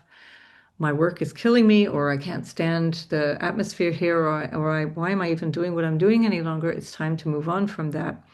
There's a very supportive Jupiter in the fourth house, exalted there for you, that is a foundation for you at this time that really does support your vision for yourself. Jupiter rules your ninth house of your higher vision for yourself. It rules the 12th house of your hidden motivations or your unconscious mind. So there's a lot of support for you, especially if you want to start digging deep psychologically, if you want to start digging deeper into experiences of pain and trauma or the family story around those things. The fourth house is lineage as well, where you can realize, oh, some of these things that are happening to me are actually family stories that I just keep picking up the thread of, and I don't need to do that anymore. So yeah, so this can be a really dynamic time for you internally. People may not notice what's going on. There's a lot going on under the hood, as it were, because a lot of the areas where there's the most activity are actually places that people won't necessarily see, and they won't necessarily be manifested by you, or not so easily anyway. So you want to be aware that you may not get empathy or sympathy from people around you simply because they don't really know what's going on. And if that's the case and you want people to understand, then you want to speak to them clearly about it and let them know what's going on, because otherwise you might feel yourself kind of isolated going through something really big, and get a sense of resentment that people are not there with you going through it. But all in all, a really interesting period of time overall for you, a really dynamic period of time to be in Aries with so much going on in your first house of self that is really transforming the notion of self. And that's part of a collective zeitgeist where you're personally transforming you as you know yourself, but also, society is transforming what it means to be a free individual, what it means to be an autonomous human. And this very concept is challenged. So you can think about yourself: to what extent do I feel my autonomy? Do I feel myself to be sovereign and have my own individual desires and choices that I can uphold? And then if that's something that really speaks to you, you might want to bring that out into society as the year unfolds through 2026, that you might want to bring some of that through the work that you do or through how you are in the world, to speak up. Again, a little bit like a whistleblower, or a little bit like somebody who's an advocate for the very thing that you embody. So that's one way that this particular season can open up to you, and just to recognize that where you may have heard as you're growing up, you're selfish, or that's why are you only thinking about yourself, or whatever. There's a point at which that shaming around that is denying you the very reason you're here this time around, that you're alive to discover yourself and your agency and your way through this lifetime in a unique way that can also be a quality of leadership for others. And of course, when we do something, we do it for the higher good of everyone. That would be the highest manifestation of Aries. But it also comes through who you are, and it's you that is on in the spotlight, and it should be, because that's what it means to be an Aries. So as long as you're not sort of bloviating and going on about how wonderful you are, you'll have lots of allies to follow you in terms of your family, friends, and so on. And it's just a question of degree. That's the knife's edge of the question of boundaries there, again, as I mentioned in the beginning. All right, Aries, good luck with this, and I'll see you in the next video.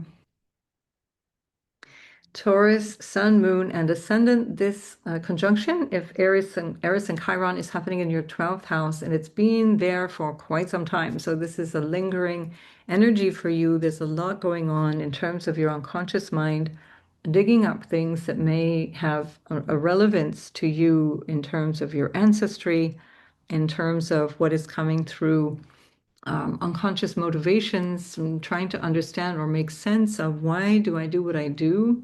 Why does that issue keep coming up? And this would be the opportunity to really acknowledge that, really recognize that. And do listen to the introduction where I'm talking about the meaning overall of this Chiron and Aries and this feeling of what is it that I still need to heal to get to this place where I don't resent the way that people treat me. And this can be something even to do with intimacy in terms of the 12th house representing bed pleasures and what goes on behind the scenes.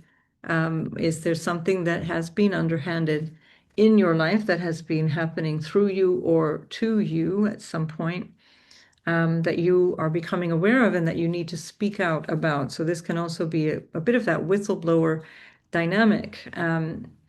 Where you feel like now I know something that's a bit of a secret. The fourth house, eighth house, 12th house are sort of secretive places. They're hidden from view. And and so you might have some information that needs to be divulged, and that can be on an individual level or on a professional level or social level. And now the consideration is, what do I do with that? How do I deal with this information? It's quite supported in the sense that Jupiter is in your third house, Uranus is in the second house. So there is a lot of, let's say, agency for change around this, but it's not really the timing right now where you might find that things are still a little bit confused as to how you go forward. So give yourself either a few days or even a few months and allow yourself to formulate a plan or have a sense of what it is that you need to say. And with Jupiter in the third house, you might even decide that it's about formulating a book or formulating some kind of blog or Substack or a YouTube channel or something that will allow you to communicate. Jupiter rules your 11th house, where Saturn and Neptune will both go back in, and you can put the sort of cherry on top of the last couple of years of Saturn moving through your 11th, where you've been restructuring how you show up in the wider world and how you show up in community, what is important to you there, and with whom you want to spend some time. So there's a lot that you can benefit from at this time in terms of really understanding what haven't I been speaking about that needs to be revealed. Equally, this is your ruler Venus on the South Node, and that would have been the message too of the Venus South Node, where you're giving up an aspect of how you show up and how you express yourself, how you maybe connect romantically, or that there's a fussiness, dissatisfaction or fussiness that can be there that requires a bit of action on your part. Can you understand why it's never good enough? This is part of the Taurus kind of dynamic with the Virgo on the fifth house. There's always just something a little off. I'm never fully satisfied. It has to be, just this way, and then I can be satisfied. And that's part of where you get your reputation for stubbornness. So you can shed some of that and be conscious about that. When Venus moves into your sixth house, again, your ruler in her other sign, in Libra in the sixth house, things will be more graceful. And if this is about work, for example, or perhaps even about a health issue, something that you want more support with or more more ease with, then this will also make that easier. That's a few days after the Chiron-Eris conjunction happens. Mars and Mercury with Black Moon Lilith in your seventh house of the other can bring some feistiness in your relationships. You have your exaltation ruler, the moon, in your first house for the next couple of days. So around the time of this conjunction, which again, remember, is like the imprint of a new cycle, you can feel yourself being quite emotional, or you can feel yourself having to keep restabilizing, keep recentering around your emotions. And be careful of taking things too personally. This is also with the Eris and Chiron, recognizing that some of the pain or the suffering that we may have felt has been self-inflicted. It's been things that we keep coming back to, and we're not letting go of. We're not releasing that old, the grade 2 teacher that said that nasty thing, or the first boyfriend or girlfriend that said that nasty thing. We need to let these things go and come to a place where you say, well, now in this moment, I'm clear of who I am and how I need to care for myself. And how I could therefore care for others as well in given that 12th house energy of spirit in a more spiritual way. Mars is ruling your 12th as well as your 7th house. So again, with Mars being there, and with Venus being in your 5th house, there may be some interesting new relationship or dynamic around a relationship that might come from a person who's far away, who's in a country far away, or who's online, for example, or who you're meeting in a way that is not open. And that doesn't have to be for nefarious reasons, but anyway, it can be, meeting somebody kind of after office hours or something. People are not allowed to have relationships in the same company, in many companies, and so on. So it might be something to do with that needs a bit of resolution. And that can also be part of this particular moment in time where you say what you need to say to feel yourself seen, especially if you have been the lover in the arms of a married person or someone who's not willing to commit. This would be the opportunity to tell the other that you need things to be restructured, you need things to be different. And the Saturn Neptune going through your 11th house is also with the North Node there, very much focused on your future. And that's where Venus on the South Node is saying, whatever this is, this thing that you're currently dealing with, it's unlikely to leave you satisfied for the future without you taking action on this. This is the Aries, the Chiron-Eris in Aries, requiring a certain amount of action on your part. And again, as Venus goes into the 6th house, then that will also feel easier for you. It'll be a better flow. It'll be easier to communicate and connect with people as well around different difficult topics. All right, so good luck with that, Taurus, and I'll see you in the next video. So Gemini, this is happening in the 11th house of your vision for the future, where you feel you're going and how you connect socially with people, how you connect with acquaintances or people who you hang out with to share ideas, whether they be like spiritual or political or whatever, social ideas. And so whatever the thing that is your bugaboo, whatever is on your mind that you're frustrated about, you have enormous capacity right now to take action. Or to speak about it, or to decide on this. These are my principles. These are my values. This is how I want that to look.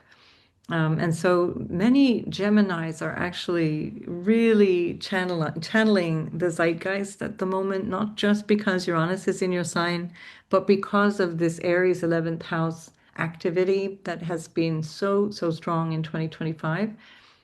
So if wherever Gemini is, Sun, Moon, Ascendant especially, but if you've got a lot of Gemini otherwise, you're part of this bigger vocalization of what needs to change, how it needs to change, what needs to be pointed out. Where's the hypocrisy that needs to be pointed out? What needs to be dealt with? And your ruler is in the 6th house in Mars's sign. So it means that this can feel like a constraint. It can feel really frustrating. It might come at a certain amount of personal cost, or it might require a certain amount of strategizing, where normally you would be a bit more flippant or a bit more cheerful or a bit more kind of easygoing, off the cuff. But with Mars, your ruler, Mercury, your ruler with Mars in its rulership, and in the 6th house of challenges and obstacles to overcome and even open enemies and so on, there can be some things that really need to be said in a very clear way. So this can be a very air clearing time for Gemini, the air sign Gemini. It can be a time to really clear the air of things that you had been wishing you could have dealt with or that you wanted to say, and it's a great time to revise. Certainly at least the last few months, going back to May, but even, maybe a longer arc of time where you really have needed to clarify something about you and how you participate with people out in the world or society. Have you been open and honest? Have you been in your integrity? And again, what I said in the very beginning of this video, talking about Eris in terms of hypocrisy, we have to acknowledge our own hypocrisy, especially if we feel highly triggered by the hypocrisy of others out in the world or in society or in our circle of friends. Because it's one thing to notice hypocrisy and to name it, but if we feel really emotionally upset by it, there must be something inwardly that we're denying about ourselves. And this would be a great opportunity to explore some of those things for Gemini. And of course, this is a Venus opposing Saturn coming up from your 4th to your 10th. There may be a part of this bigger picture that is about how you're resolving this in ways that allow you to feel more at peace with yourself or feel more comfortable in your own skin, or even, psychologically secure, emotionally secure.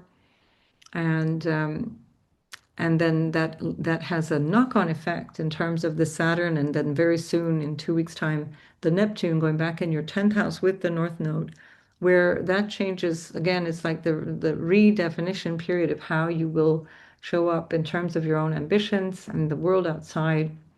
And it's a significant period of time from October through February where you get an opportunity to review all of that. And this could be a really interesting inner experience to go through this Chiron-Eris dynamic and see, well, what is it about me that I still need to reflect on in terms of how I show up every day.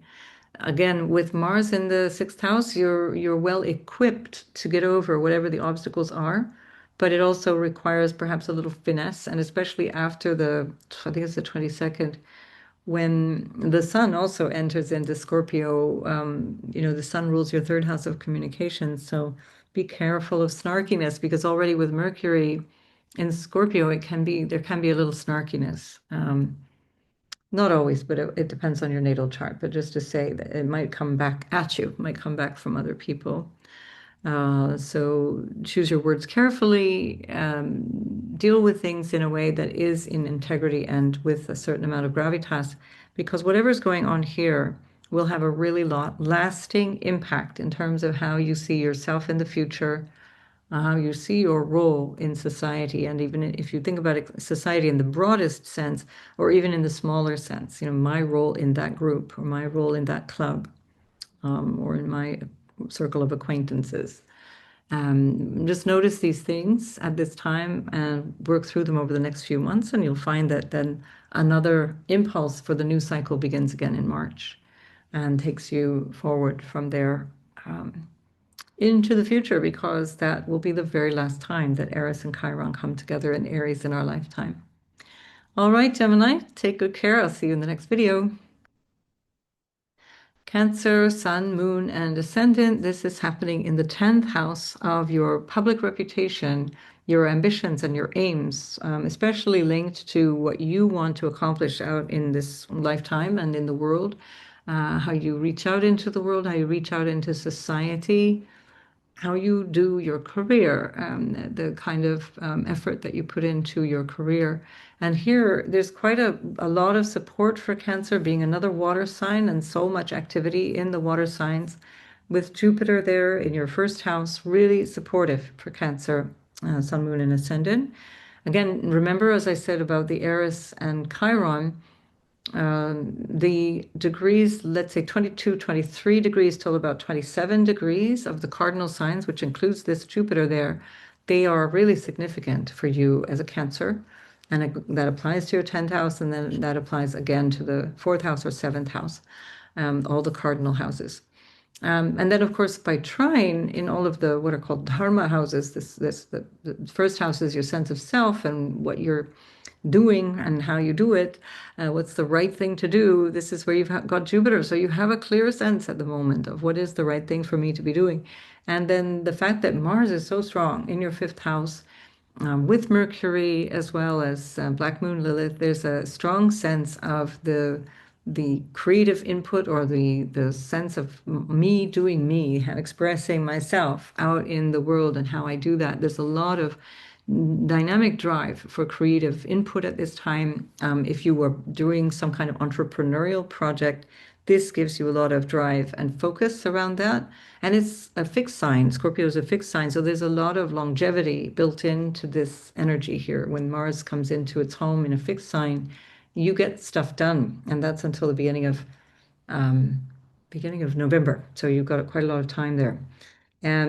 And then the other aspect of the trine is that Saturn is with the North Node in your 9th house. And so again, part of the motivation here in terms of the dharmic houses, 1, 5, 9, is why am I here? What do I do with my life? And what's the point of all of this? And so with the third house here, where we find Venus in very poor dignity, she's in her fall and the house opposite to where she's exalted. And then on top of that, building an opposition to Saturn with the nodal axis, there's something here that you recognize needs to change. And it can change around the third house topics of having short-term goals, needing to change that. Is it a financial goal, a communications goal? Is it a goal around a way of bonding or connecting with your siblings or your extended family or your neighborhood and the village around you? Is it around something that you're teaching or learning?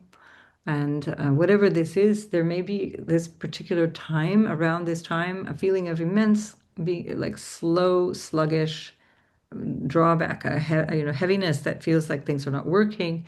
And it will be a matter of a few days before things start to pick up again and feel like, okay, now I have a handle on this. Things will be more harmonious. Things will work a little bit better.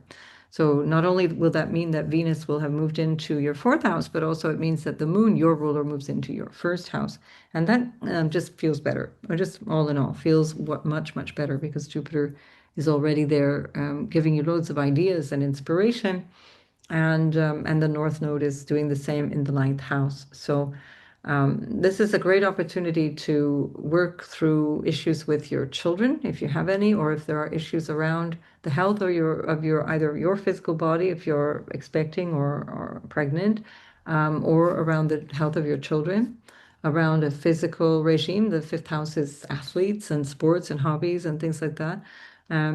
To put some real muscle into something that you feel like it's a big personal ambition, whether that's for physical benefit, health regime, or something like that, that can be really supportive for you, or to feel like you're putting more time and energy into an entrepreneurial or creative project. Either way, you get a lot of energy coming through that area of your life. If it's about children and there's been an issue with your children, you might get a bit of pushback because that's, at the end of the day, it's Mars.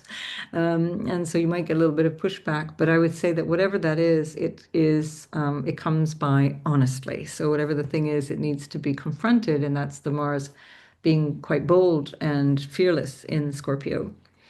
And equally, you've got this Pluto in the eighth house, Uranus in the 12th house that brings up a lot of things anyway from the unconscious and from hidden realms and from family patterns. And just it feels like channeling awareness of things that's just sort of subtly coming through.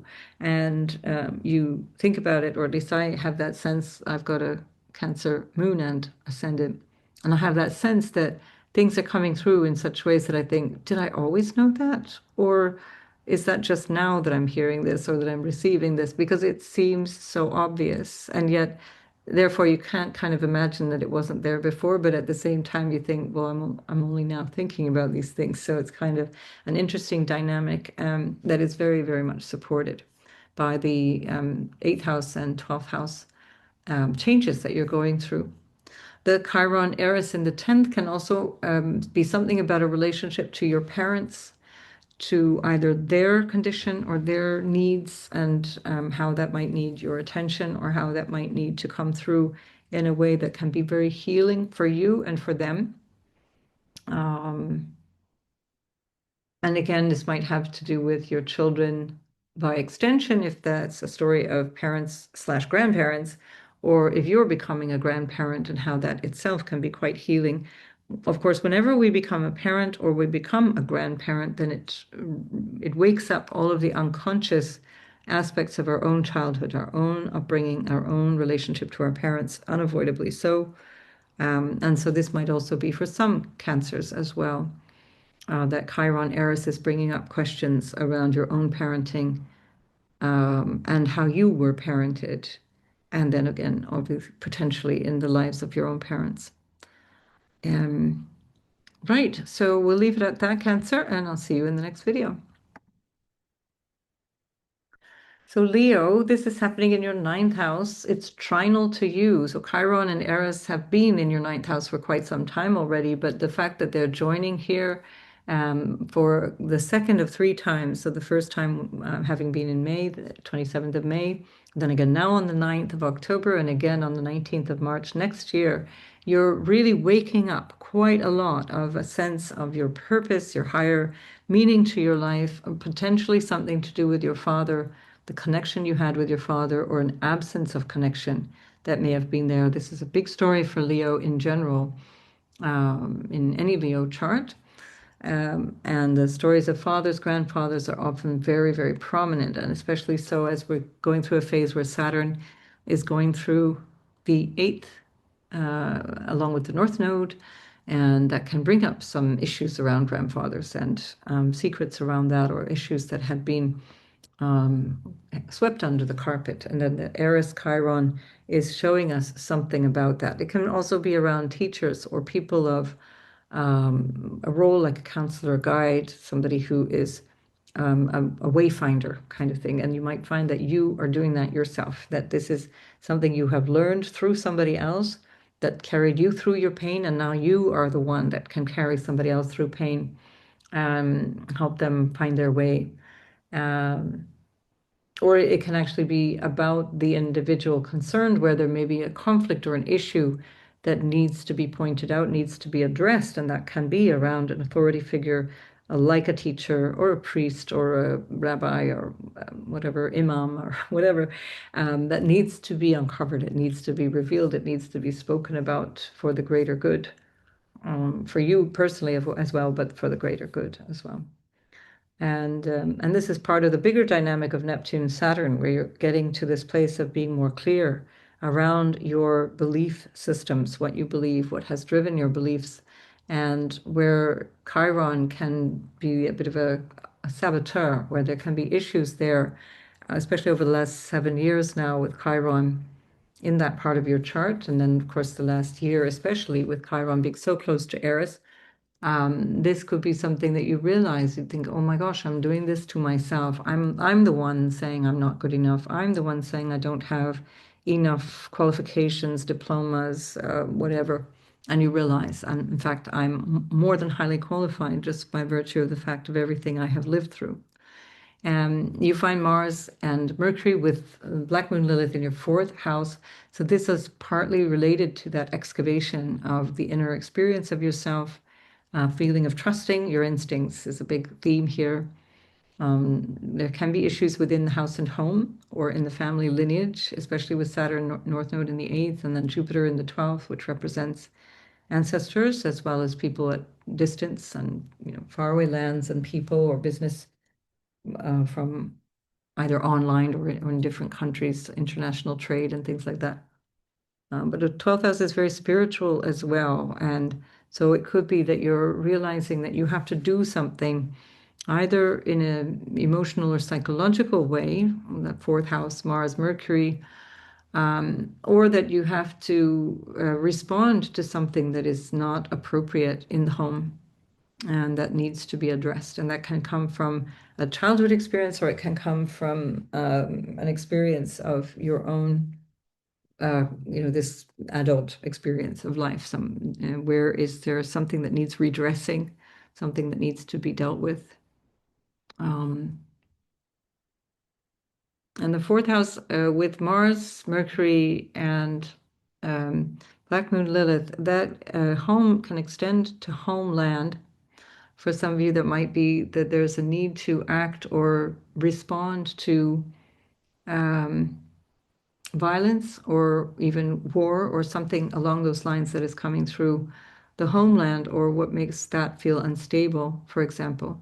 That will hopefully be a very, very small minority of you, but this is true of the astrological situation and, of course, the times that we're in as well.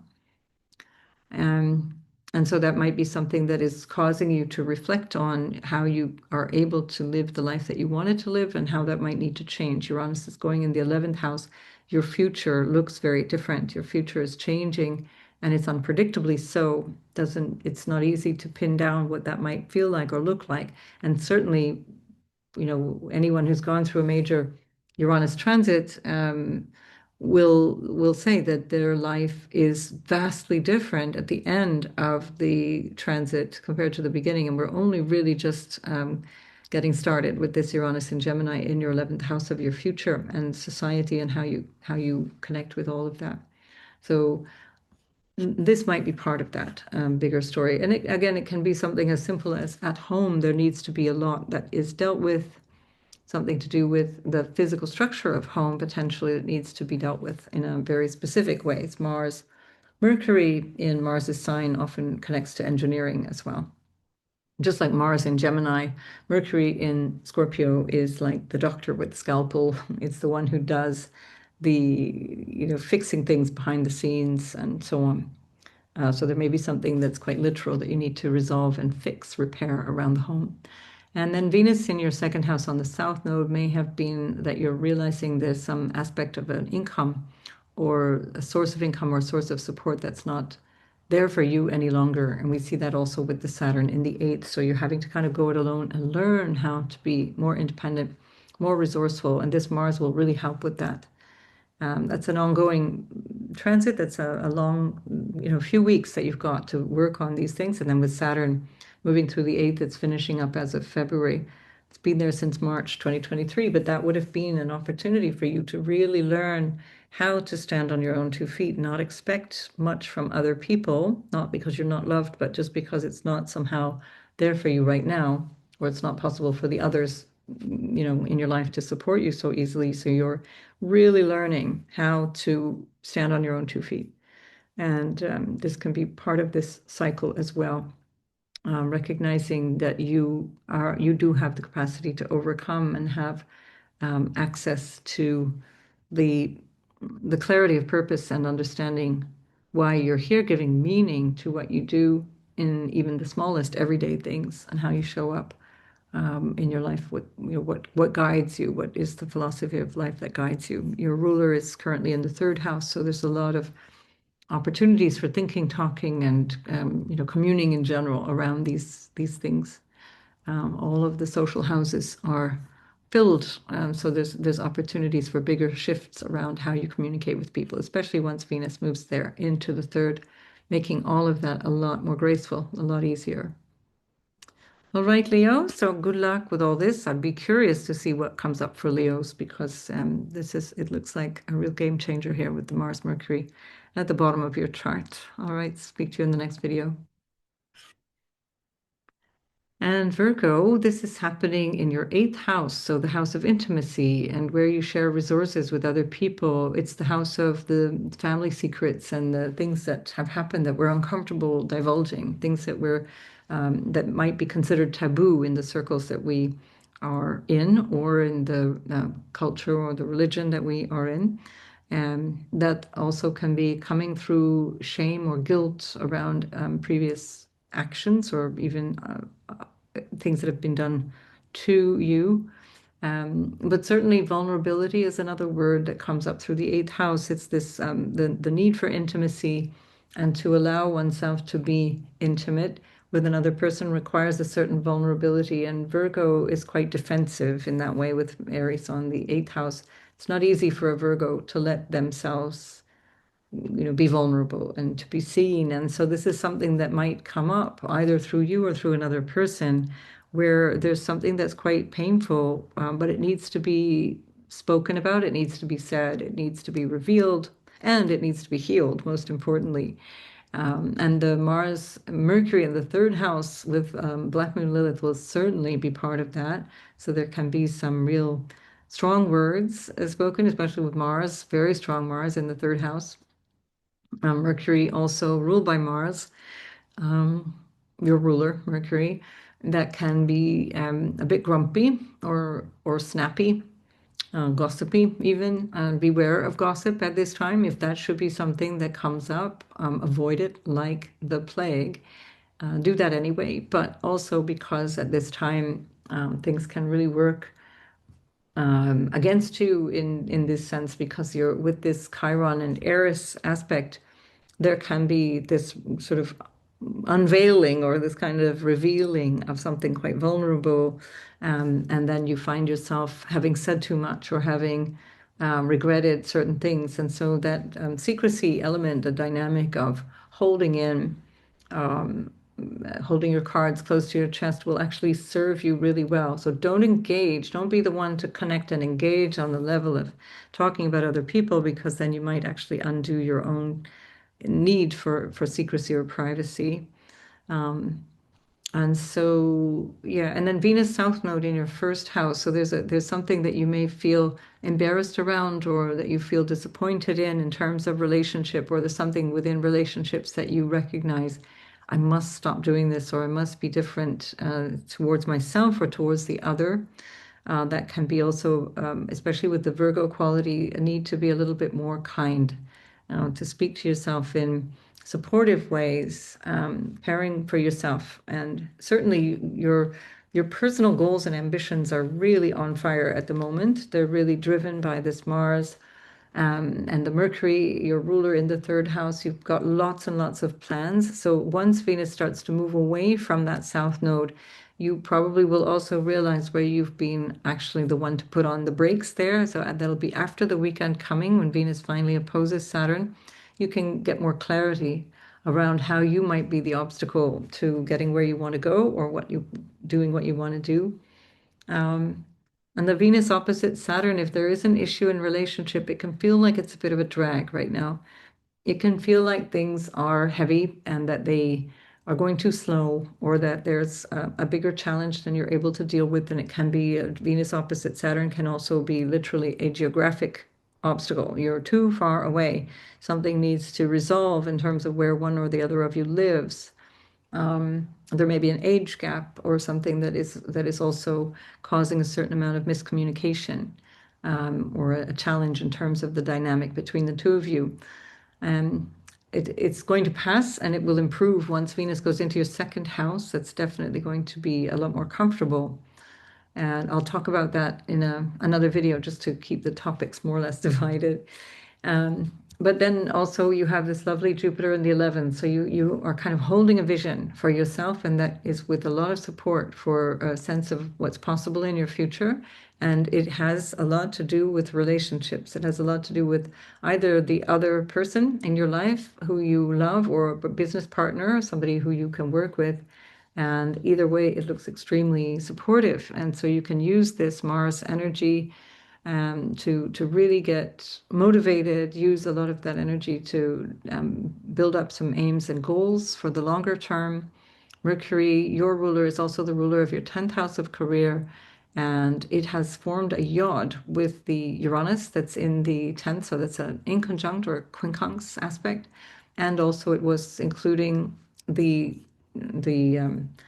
Neptune yod, or sorry, the Neptune inconjunct or quincunx that created the yod by the sextile between Neptune and Uranus. And so this is a bigger part of the story. Mercury was also squaring Pluto in your sixth house. So I've mentioned these things in the full moon video already, but this is worth remembering because Mercury is your ruler, and these aspects to these outer planets are significant. It's kind of like feeding information into you in terms of how to develop goals and what you'd like to do going forward. The third house is you're using your willpower, and you've got a lot right now, so you can do a lot at this point. You're certainly going to be well placed to set something up if you want to set up a long-term program or a course or business, or I don't know, even a course of study for yourself, for example, or if you need to resolve something that's coming through family stuff, family of origin or your extended family, all those different things, they seem to be really well aspected right now. But this dynamic of digging deep into yourself, finding the blocks to intimacy, finding the feeling of um, what it is that you lacked growing up, or what it is that you felt inadequate around, what was humiliating potentially in your childhood. Was there any abuse? Because this is also where in the eighth house we can see if there's some, in a natal chart, we would see some signatures for psychological or other abuse in the early life. And so that would be an opportunity to heal all of these things as the Chiron-Eris comes together. And it's a part of the bigger arc of time as well, not just right now. All right, Virgo, I'll see you in the next video. Libra, this is happening in your seventh house. So for Sun, Moon, and Ascendant, you've got this Chiron and Eris conjunction happening opposite you. And that means that there's some healing being done around issues of relationships and relating and how you relate. And your feeling of belonging. Do I belong? Where are all my friends? Where did all my friends go? This may be an aspect that Libra is dealing with. What I've lost my friends, everybody's left. So don't worry, you're going to make new ones. You're going to have a whole new relationship to relationship once your exaltation ruler Saturn moves into your seventh house. There will be a bigger dynamic, but it can come with a certain amount of ego bruising because there will be something about how you have been engaging with other people for your own or others good or evil, good or bad, that will be necessary to confront and necessary to heal for you. That can be healing coming through what you understand of a relationship or the way you show up in general in relationships, or it can be coming through another person, and that is helping you in terms of your relationship dynamics. And then also with the Mars, Mercury, and Black Moon Lilith in the second house, you're really pushing forward in terms of money, earned income, possessions, maybe with reference to family and family dynamics where you are having to ask for help or there's no help available and this becomes a real challenge, or maybe you're the one who has to offer the help.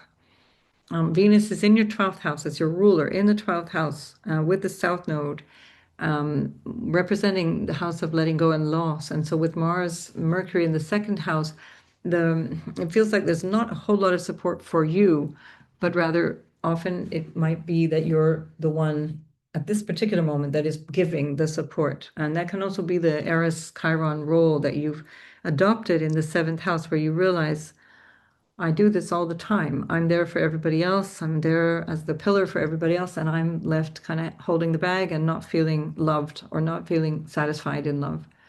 So all of this bigger cycle is a lot about changing a lot of this, but this particular moment in time is very focused on that. So operating from your values, this is your core values is the second house, your sense of self-worth. It's also second house where you have a very dignified Mars. And as of the 13th of the month, Venus even enters into Libra, into your sign. And so you're going to have two really big helpers, one in your first house and the other in your second house.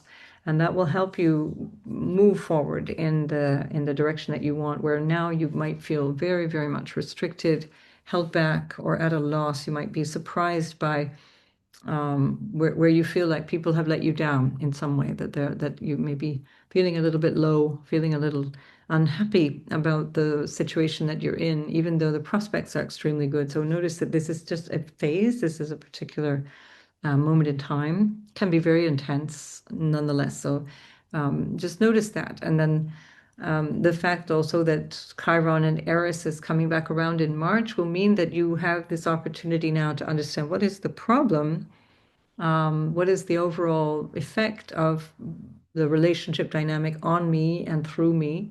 And then by the time March comes around and they meet again, roughly at this same point, you then can resolve that and move your way forward in this different way. You look at that as a thing that is now your conscious modus operandi, as it were. You do have a lovely Jupiter at the top of your chart. It's angular to you, which makes it very, very strong. And so you're really getting a great deal of support from people in high places. That could be your parents, it could be society and social figures of importance. Could be a boss or somebody that you're looking up to, that you admire, for example. Your social status seems to be very much improved, or at the very least expanded at this time with Jupiter up there. And Jupiter also rules your sixth house of work, as well as the third house of your everyday and the busyness and the communication and so on. So whatever this represents, it's going to benefit you at work. It'll benefit you in terms of your connections with people around you in the everyday. So there's a lot of positive things that you're working with here. There's something very different showing up in your everyday life that you want. This feels very, very much that you want this. When Mercury and Mars conjoin on the 19th and 20th of October even. That's going to be in a trine, roughly within a degree of a trine to this North Node in your sixth house. So work on those values and understand, even financially, where you are and what you want to accomplish. And that will be evident in your day-to-day work, and then it will show up in your 10th house as well, of your public image and so on. All right, so I hope that was helpful, Libra, and I'll see you in the next video. So for Scorpio, this, of course, is really powerfully important for you because your ruler is in your sign now till the early part of November, and it's with Mercury since the 6th of October. Black Moon Lilith as well is there together. So there's something that you feel really ambitious about. There's something that you're ready to take action on or through. And it might have to do with work or some kind of obstacle or difficulty or something that you're having to push through that can connect you to maybe money that you share with others or with problems that you might have to overcome with others or because of others. Chiron and Eris are in your sixth house, and that can reference issues around health or around everyday work, your everyday responsibilities, the obstacles you might face. There's a lot of courage here. There's a lot of ingenuity. There's a lot of understanding and clarity around what it is that you need to do. And so that Chiron Eris in the sixth house is getting support from how you are moving through it and through how you're taking action based on what you want to accomplish. If it is something to do with health, you might want to go back in time either to when Chiron first entered into your sixth house in May of 2018, or when you were younger, when you were a child, and to understand how any feelings of not being desired or feelings of not being able to, being unrelenting, having to constantly show up and do more and be more and assert yourself day to day. Notice where that can feel self-defeating, and this is where you can get a lot of benefit. What was it that made you believe that you were having to respond to other people's needs, for example, as opposed to doing the thing that you wanted to do? With a Scorpio on the first house, you've got Aries on the sixth house. Your everyday life is really meant to be kind of a solo job. You're meant to be a solopreneur. It works better for Mars rising that you do things on your own, or at the very least that you are the boss. Because Leo rules your 10th house, Aries rules your sixth house. You kind of have to show up for yourself or leading the team. And if that's not the case, then find a way to do that. And if you're not able to be in a position of work where you're perceived as too controlling or too bossy, this can also be part of the downfall of the Mars Mercury, is the controlling aspect of that. Then trying to recognize where that can come from a place of insecurity, where that Mars need to control is actually also showing up in an insecurity around being good enough, or a fear of being controlled by others that makes you want to control first. So that can be part of the healing here. If there is any issue to do with somebody who's been taking advantage of you or disrupting your well-being or disrupting your day-to-day life, then take a look at that too in terms of how that even started and how any of that has been affecting you. Do you need to call for assistance? Do you need help from a professional or from or just friends that can help you kind of soldier on through the dynamic?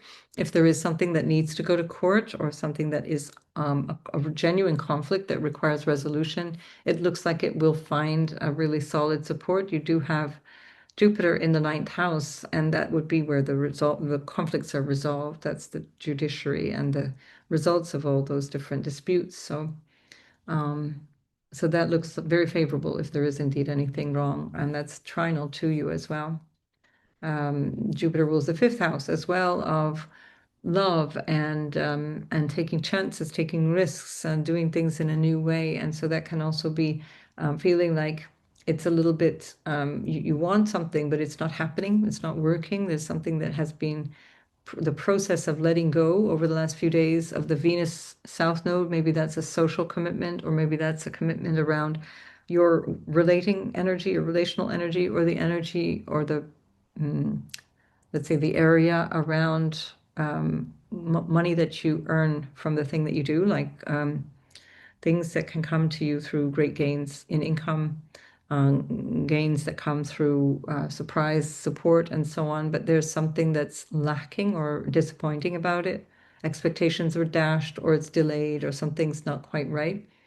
Not necessarily a huge problem. We're still dealing with Venus. It's still like Venus is always better than any other particular issue you might have to come up with, but there's some frustration that might be involved here.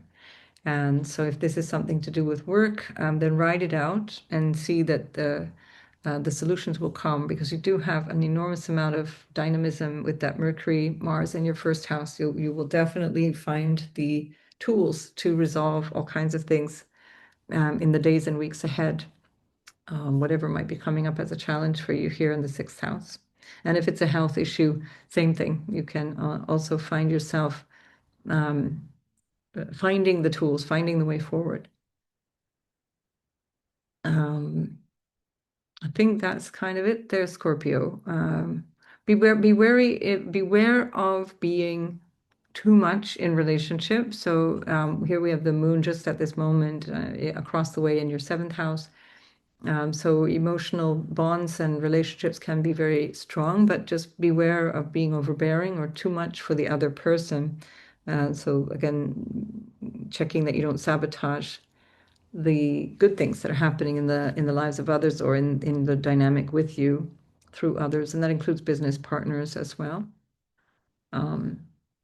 So just know that for some people there can be an intensity with not only the Scorpio in general, but then the fact that also Black Moon, Lilith, Mercury, and Mars is there in the first house. It can be too strong for some people.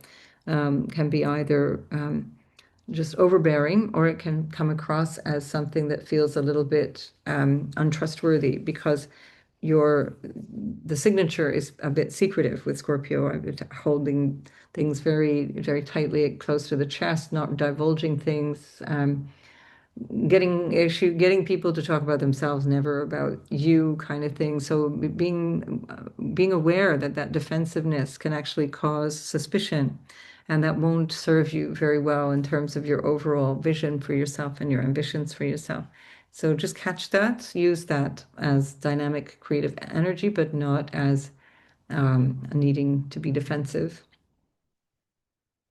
Unless there is a need to be defensive. If that's true, then of course that's necessary in the moment. All right, good luck with that, Scorpio. I'll see you in the next video. Sagittarius, this is happening in your fifth house. It's trinal to you and very supportive, therefore. Chiron with Eris comes together in the house of love and creativity and children, self-expression, what brings you happiness, what makes you feel you can express that joy and happiness, expressing yourself physically through like running or some kind of sports, teamwork, and so on. Actually, Sagittarius doesn't do team sports very well. It's got Aries on the fifth house. You want to do it your own way. Tennis, maybe running, etc. But either way, your Chiron and Eris conjunction is looking at all of these dynamics around lovability. Can I be loved? Am I allowing people to love me? Do I feel lovable? And the creativity as well. Can I be myself? Can I show up as myself? And therefore, do I allow my creative energy to flow? Certainly, this is what will be worked on with the Saturn-Neptune over the next couple of years. It's already what we got a glimpse of over the last few months. But this is the healing dynamic now of the Chiron-Eris there in your fifth house. If there's something to do with children, or around your own sexuality, for example, or around your capacity to have children, the choice of having children, then this might be something that needs further examination and some real deep digging around whatever the issue is. There may be something that you're recognizing is an old wound around insufficiency or a feeling of inadequacy. Again, potentially feeling not deserving, not lovable. That, of course, is not true. It's just the feeling that you might have as you're growing up. Or if your children are experiencing difficulties, then to be attentive to that and pay attention notice, for example, that there might be something going on in the lives of your children that requires some deep conversations, some really deep change in the way that you engage with your kids. Um, and of course, your Mars is in the 12th house with Mercury and Black Moon Lilith. So there can be a certain amount of frustration, a certain amount of agitation that is unconscious, that you're not aware is happening. It's there. You kind of feel it. You're kind of aware, but it's not really clear. And so it would require a bit of attention. It would require you to bring that to your awareness and work with it, work through that in an unconscious level, bring it to the conscious awareness through dreams or through journaling or through a way of bringing it out into the open. So Mercury was a couple of days ago squaring Pluto from the 12th to the 3rd, so that Pluto in the 3rd is coming to this place of what is true, what is real, what is honest, and that sort of integrity around speech, the impact of your speech, the power of your speech. That's the Pluto impulse, and then squared by that Mercury from the 12th. It can be really profound to understand yourself that way. Your ruler Jupiter, of course, still in really strong dignity until next July, and it's in the 8th house. And that is also the ruler of the 4th house, where we find North Node and Saturn. So this is an extended period of time where you're finding a lot of support, a lot of advantage in exploring things going on behind the scenes, and exploring your personal motives for things, exploring intimacy, exploring your connection to yourself, your bond with yourself, as well as your bond with other people. And that will bring you a lot of support, a lot of help, a lot of well-being. And Jupiter in the 8th house can bring you a lot, not just in terms of the moral support that you can get from other people, or even the professional support that you could get from others, but also in terms of the finances. You might find that you're receiving money from an inheritance, that you're receiving something like property, for example, or you're inheriting something of value that is actually supportive for you, or that your spouse is getting a pay rise or doing better financially or bringing you more, because the 8th house is what you receive from your spouse as well, or clients for that matter, if you work with clients. Venus on the 10th house, she's been there for quite some time already, a few weeks, but the Venus on the South Node is not so easy, in the sense that there's a loss attributed to that. There's something that Venus has to let go of. It might be an attitude, it might be an ambition, it might be a relationship around work, that might be like a colleague, or a relationship to work, a relationship to how you desire to go forward in your career and your social status, and how that pans out for you. Venus is also approaching the opposition with Saturn in your 4th house, so there can be this feeling of being blocked, maybe being blocked in terms of how you feel. The 4th house with Saturn can be where you feel just a little bit of emotional heaviness, or just too much of a burden, too much of a feeling of struggling to find what makes you happy, what makes you feel uh, good in your skin, as it were. And with Venus, with that slight dissatisfaction in terms of the outside world, you might have the sense that the reason you're not feeling great is because of this outside world, or because of what's being expected of you at work, or in parental obligations, or this kind of thing. And so just don't buy into that too strongly. Reflect on certain things, see what really registers and nudges you in the right direction, but don't let that get to you, because it's a passing thing. There may be a couple of days where you feel a little bit low, or where you feel things are not really working out. Don't worry about it. And it happens over a weekend as well. So it might be that, you have certain weekend plans that don't enthuse you like you were hoping that they would, even if you bought the tickets months ago, and you're kind of waiting, and then it's like, well, whatever. So again, don't make a big deal of these things. Just let them pass, because it's all part of a changing, shape-shifting moment in time. Venus, when she goes in the 11th house, will alleviate that feeling of isolation or distance from the people that are important to you, and will help to lift your mood as well. All right, I think that's it for Sag. I'll see you in the next video. Capricorn, Sun, Moon, and Ascendant sign. Well, this is a very interesting thing happening in your fourth house of home, family, lineage, family of origin, your place of origin, like your homeland as well as the home. Can be the physical house as well, what's going on in your physical house that you become more and more aware of. And there can be something that needs to be spoken about, something that you need to bring to other people's attention or that you need to become aware of. And that fourth house dynamic can be the foundation of our psychology, the psychological sort of basement of our existence and foundation of our life, you know. So this is quite a significant thing. It might have to do with your early childhood or the family you come from, the way that you were raised, the atmosphere that was at home, and you're now realizing something about that, and you're feeling like now something needs to be addressed, spoken about perhaps, or at the very least internalized and understood. And so this is something that you can really benefit from over the next few months if you're really looking carefully for yourself at where you are potentially holding yourself back, holding back emotions, holding back emotional connection with others that actually is causing you more suffering than you would have had otherwise. So being skillful around anger as well, the issue of anger can be there. You know, the Aries fourth house, it's ruled by a very strong Mars now. Mars in the 11th is very focused on the future, very focused on social stories or social events or what's going on out in the world outside, collectively perhaps, or just in general in your life. In terms of the vision you have for your future as well. Mars is your exaltation ruler, and especially as it's very strong in its own sign in Scorpio in the 11th, you might be really, really focused now, very ambitious, and more so than usual in terms of how you see your future.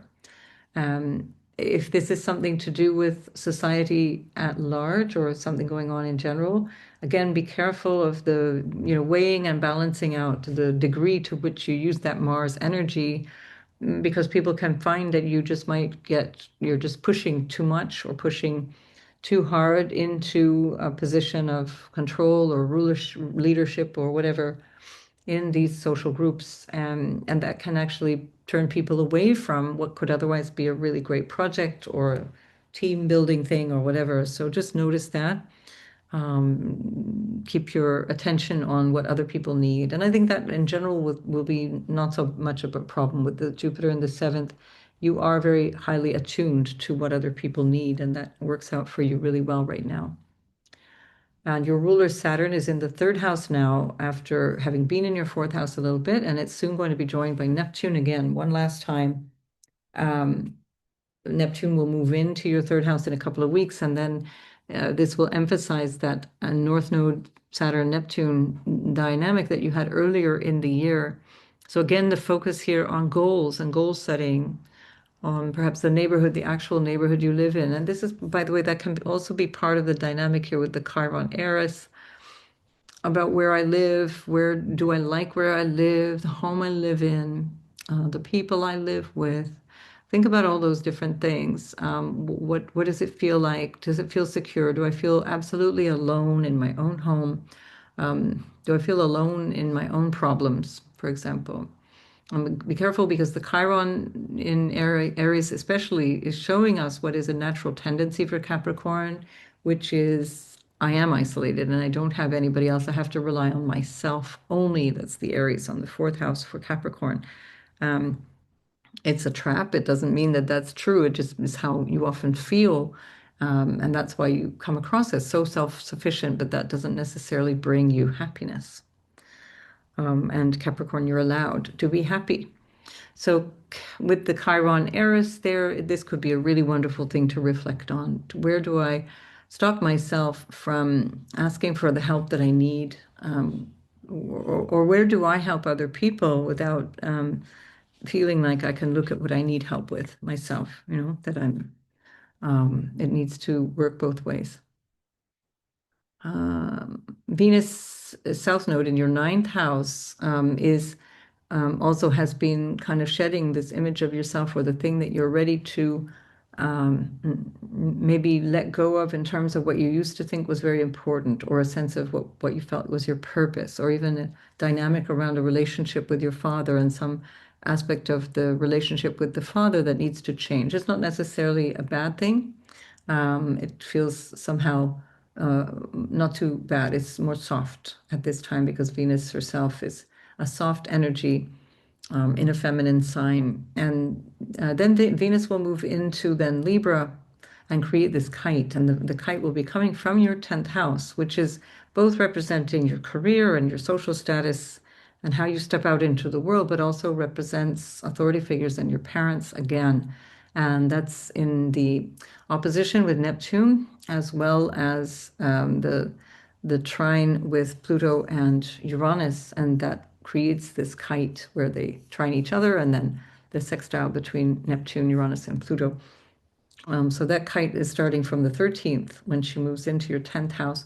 So again, whatever is going on now that might feel heavy and delayed, because Saturn, your ruler, is also opposing this Venus, as something that's tight and slowing down and feeling like it's a little bit hard to grapple with, or it requires an effort, or it requires a certain, um, maybe there's even a geographical distance that is either necessary or helpful or unavoidable, that is part of this bigger story where you're trying to understand something, learn something, heal something with reference to perhaps siblings or close family members, or um, how you see yourself in terms of your life philosophy, what you believe versus what you say you believe.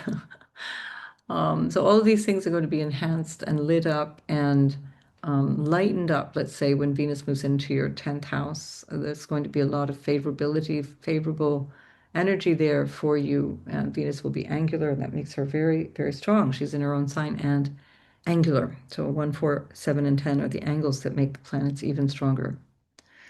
Um, right, I think that's it there, Capricorn, and I will see you in the next video. And Aquarius, this is happening in your third house of your communication, your extended family, siblings, issues around siblings, cousins, neighbors, and so on.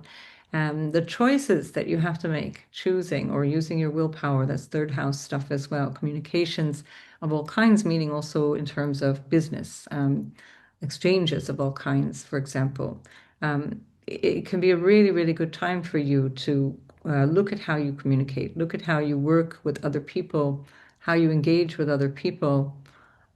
Is that working for you? The Aquarius can feel a little bit socially isolated in some ways because that Aries third house, I go my way. I do my way. I go my way and do my thing in my local space, in my day-to-day life, in my relations with people.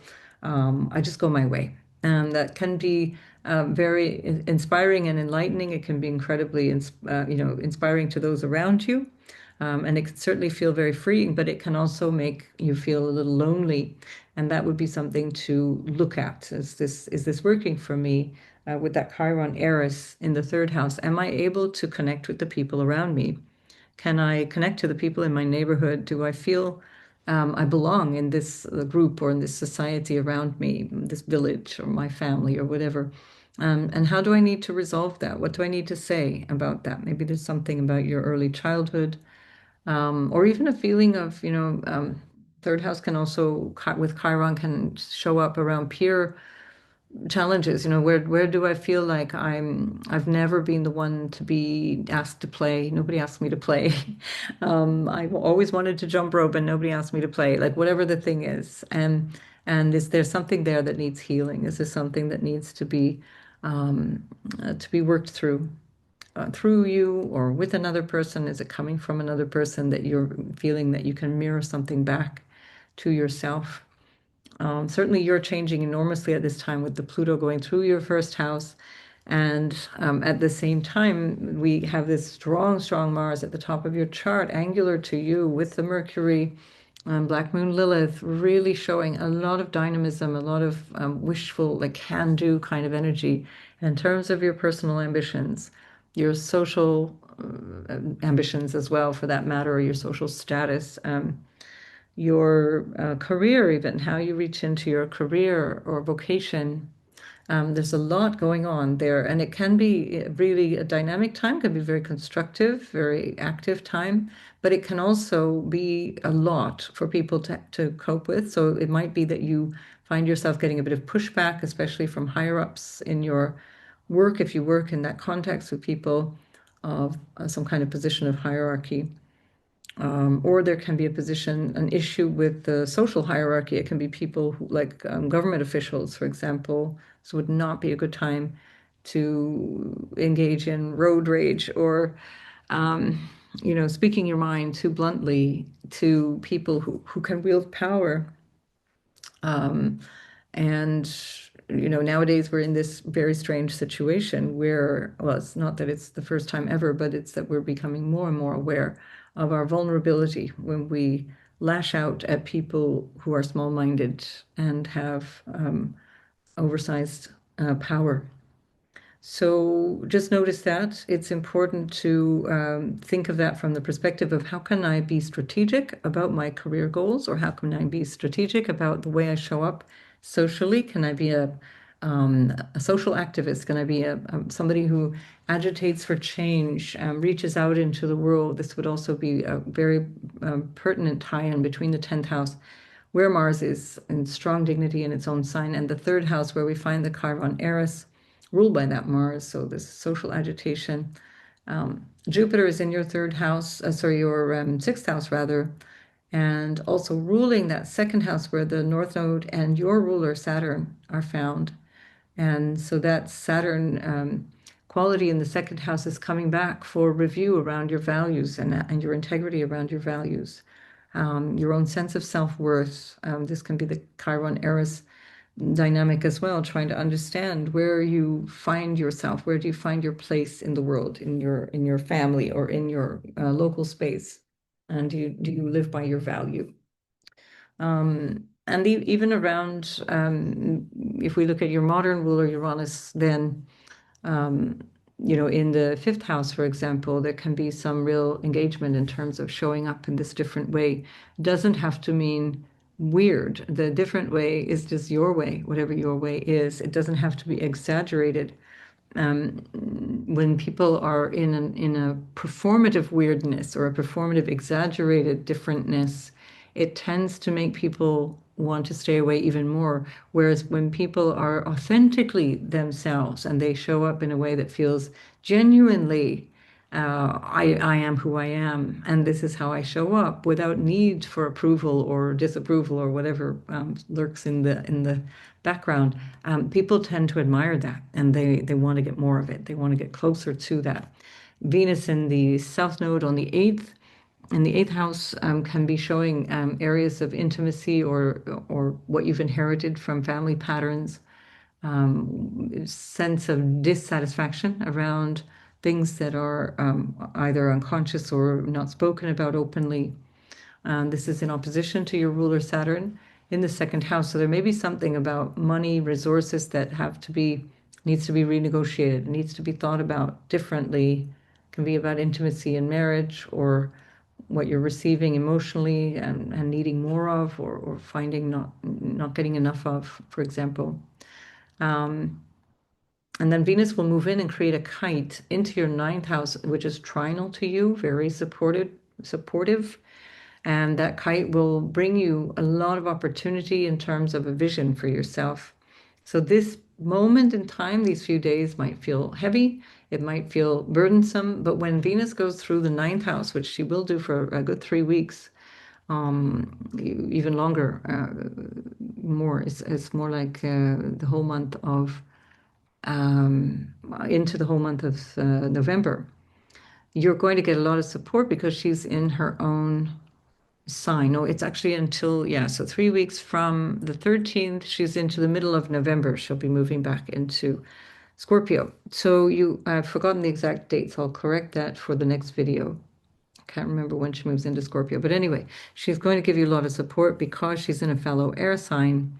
And that lights up this lovely grand air trine that is very personal to you. It's the Pluto on the first house, and Uranus in the fifth, and then Venus in the ninth, all the dharma houses. What's my purpose? Why am I engaging in this way? How do I reach into the world? That will light up, and then that creates the kite that involves also the Neptune there in your third house, offering you an opportunity as well to reconsider all of the different ways that you have been reflecting on your communication style, how you are engaging with people, how you exchange ideas or learn from other people, how you are working in tandem with your neighbors or the community around you or your siblings, all of those different things. So that can be very supportive. Venus in opposition to Neptune can actually bring about quite a creative spark, especially as she's trining Uranus at the same time, and she'll be very strong. So it can be a really creative impulse, creative energy. All right, we'll see you in the next video, Aquarius, and I will look forward to talking more about Venus in the next time because she's going to be helping you for the next few weeks. Very, very constructive as we go through the month of October. All right, bye for now. Pisces, this is happening in your second house of money, where you have Chiron and Eris together in your house of the money that you earn if you are employed, for example, or the possessions that you have, the money you have at your disposal, the amount of money or capital that you have that you can work on, and how you receive support from other people. So that all has been a bit of a touchy area for you for a long time. Chiron has been in that house for 7 years now, since May 2018. And Eris herself has been there for as long as any of us have been alive. So this is part of the ongoing background. Now they're together, and there's something that you really need to look at in terms of your money, in terms of how you take care of your money, in terms of how you value yourself as well as other things, your dynamic with your family. Now, the second house is everything that supports you. It's including your family. How did you connect with your family? What was the bond with your family? And here we have a really interesting opportunity to heal certain wounds around our identity or our self-esteem that might relate back to how we fit in or otherwise to the family that we have. Jupiter is in your fifth house. That's your ruler, and it's trinal to you. And Mars is in your ninth house, along with Mercury and Black Moon Lilith, and that also is trinal to you. Later on in October, there will be a grand water trine, and I'll talk about that in a separate video with Saturn, Jupiter, and Mars all trining each other towards the third week of October. And so there is something that is going to be of really great benefit for you. It's already in application now, but Jupiter as it stands is coming to a square. It will be throughout October, November, squaring this Chiron-Eris. And so there's something here that you can lean into in terms of your sense of what brings me happiness, what brings more ease in my life. You know, how can I live a life of least resistance? That's very Piscean. And, you know, how can I be in the flow of my life and still then not be anxious about money, not be anxious about what supports me and so on. And to get to that point, you have to see where you might be the one that sabotages your security, your financial security, or your handling of money, the way that you are dealing with your own self-worth, your own value. Now, are you undervaluing yourself? Would be one way of evaluating this. And that again applies right through till March. So for many of you, this will be perfecting again direct around your birthday, because that'll be happening around the 19th of March. And for some of you, that will be around your birthday time. Give or take 2 or 3 days on either side of that for all of you.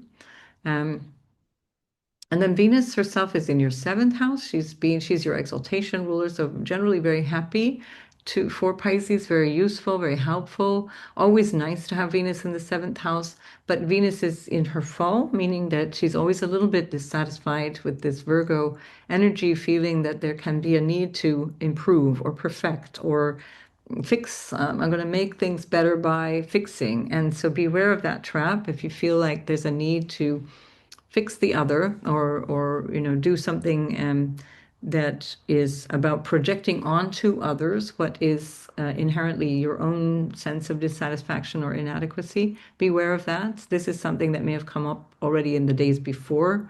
So even the week before this Chiron-Eris retrograde conjunction, it would have been a big deal. That was exact on Saturday, the 4th of October. So Venus is also in opposition to Saturn, which is in your first house, and that opposition can have things feeling a little heavy, feeling like a bit of a burden or a drag, or feeling that the relationship goals or the relationship itself is really far away from where you are wanting it to be. That might be coming from you needing to restructure something, or the relationship needing to be restructured, or the way that you are in relationship needing to change. So this might motivate you then to, to take action. This is part of the Aries dynamic. I take action based on my values, my own value, and also what supports me. So this is where you can realize, okay, enough of that. I can't do any more of this. I need to act differently for my own self-respect, let's say, or self-esteem.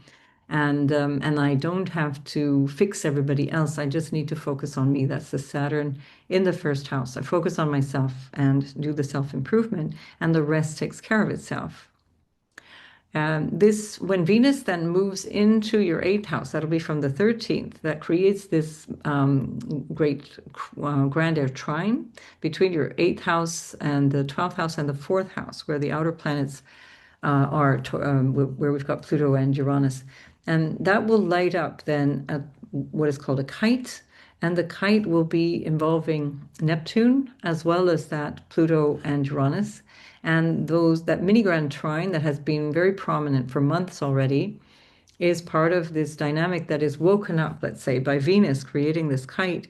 And that can bring some really inspirational ideas. It can bring some a relief, let's say, to the tension or the drag that we've been feeling over these past few days, bringing some resolution, bringing some of a sense of being able to understand better, communicate better, feel your way forward better than has been the case for you up in the last few days or even a few weeks with Venus in your 7th house. And Venus in the 8th house then also can bring you great benefits in the dynamic around your relational intimacy as well, better connection to speak, can bond emotionally, bond psychologically, and then of course also sexually. And then Jupiter in your 5th house anyway is quite good for love and romance and so on. So this will be a vast opportunity for improvement, let's say. Venus in opposition to Neptune can be quite romantic. And you've been around the block here before with this Neptune. It's not new where it is at this moment. So there's things that you're realizing. So it's not like you're necessarily going to be all starry-eyed as what would have been happening when Neptune first went in there. You've kind of got some of the glitter dust off your eyes here, and then when Neptune moves back into your first house, that gives you an extra meaning. There's going to be a deeper meaning, and that Neptune coming back into the first is happening in about 2 weeks' time, so on the 22nd. So all part of the bigger arc of time. So I'll be coming back with another video about that. Mars is really lighting up your sense of purpose. It's the spiritual warrior in the 9th house. It has a really strong sense of life has meaning and purpose. And I'd say, especially because it's trinal to you, because you've got the North Node rather in your 1st house, ruled by Jupiter in the 5th house in its greatest dignity, in exaltation in Cancer. You are living on purpose at this point. And if you're not Pisces, it's because you're not trusting that you're good enough. And then we come back to this Eris and Chiron conjunction in your 2nd house. You're not trusting that you're good enough. And beware of that trap. Am I applying social constructs like success is measured by your bank account or by your car in the driveway or by the house that you own or by the look of your partner or whatever the thing is, by the career, business card, website, etc. But Pisces, you're here to be different, and you're here to walk or swim in your own waters. And this is an opportunity for you to acknowledge that. October is a great opportunity for this, and I'll talk about that in the next video when we look at the water grand trine. So use this energy, find the juiciness, the rasa, the thing that gets you out of bed. The rasa is like the juiciness of life, and the word is coming from Sanskrit. And rasa just means this thing that is nourishing to you, that brings you the impulse, brings you the feeling of this is why I do what I do. And that you will benefit from for the long run, because this trinal energy between the Jupiter, your ruler, and Saturn, which is in your first house, is already helping you, even right now, but all through October. Have a long-term vision for yourself, long-term plans, especially if you're working on business, if you're working on your creative projects, if you're working on some kind of project of hobby or how to feel more joy, more happiness, more lightness in your life. This is an absolutely brilliant thing to be working on right now. So, yeah, make the most of this, Pisces. I'll come back and speak more. There's a lot of aspects coming up at the moment, so it's really a lot to put into one video, and I'm a little behind on them. So I'll come back and we'll talk a little bit about all the other aspects coming up a bit separately, so we can break them down in a more unique way. All right, make the most of this, Pisces, and I'll see you in the next video.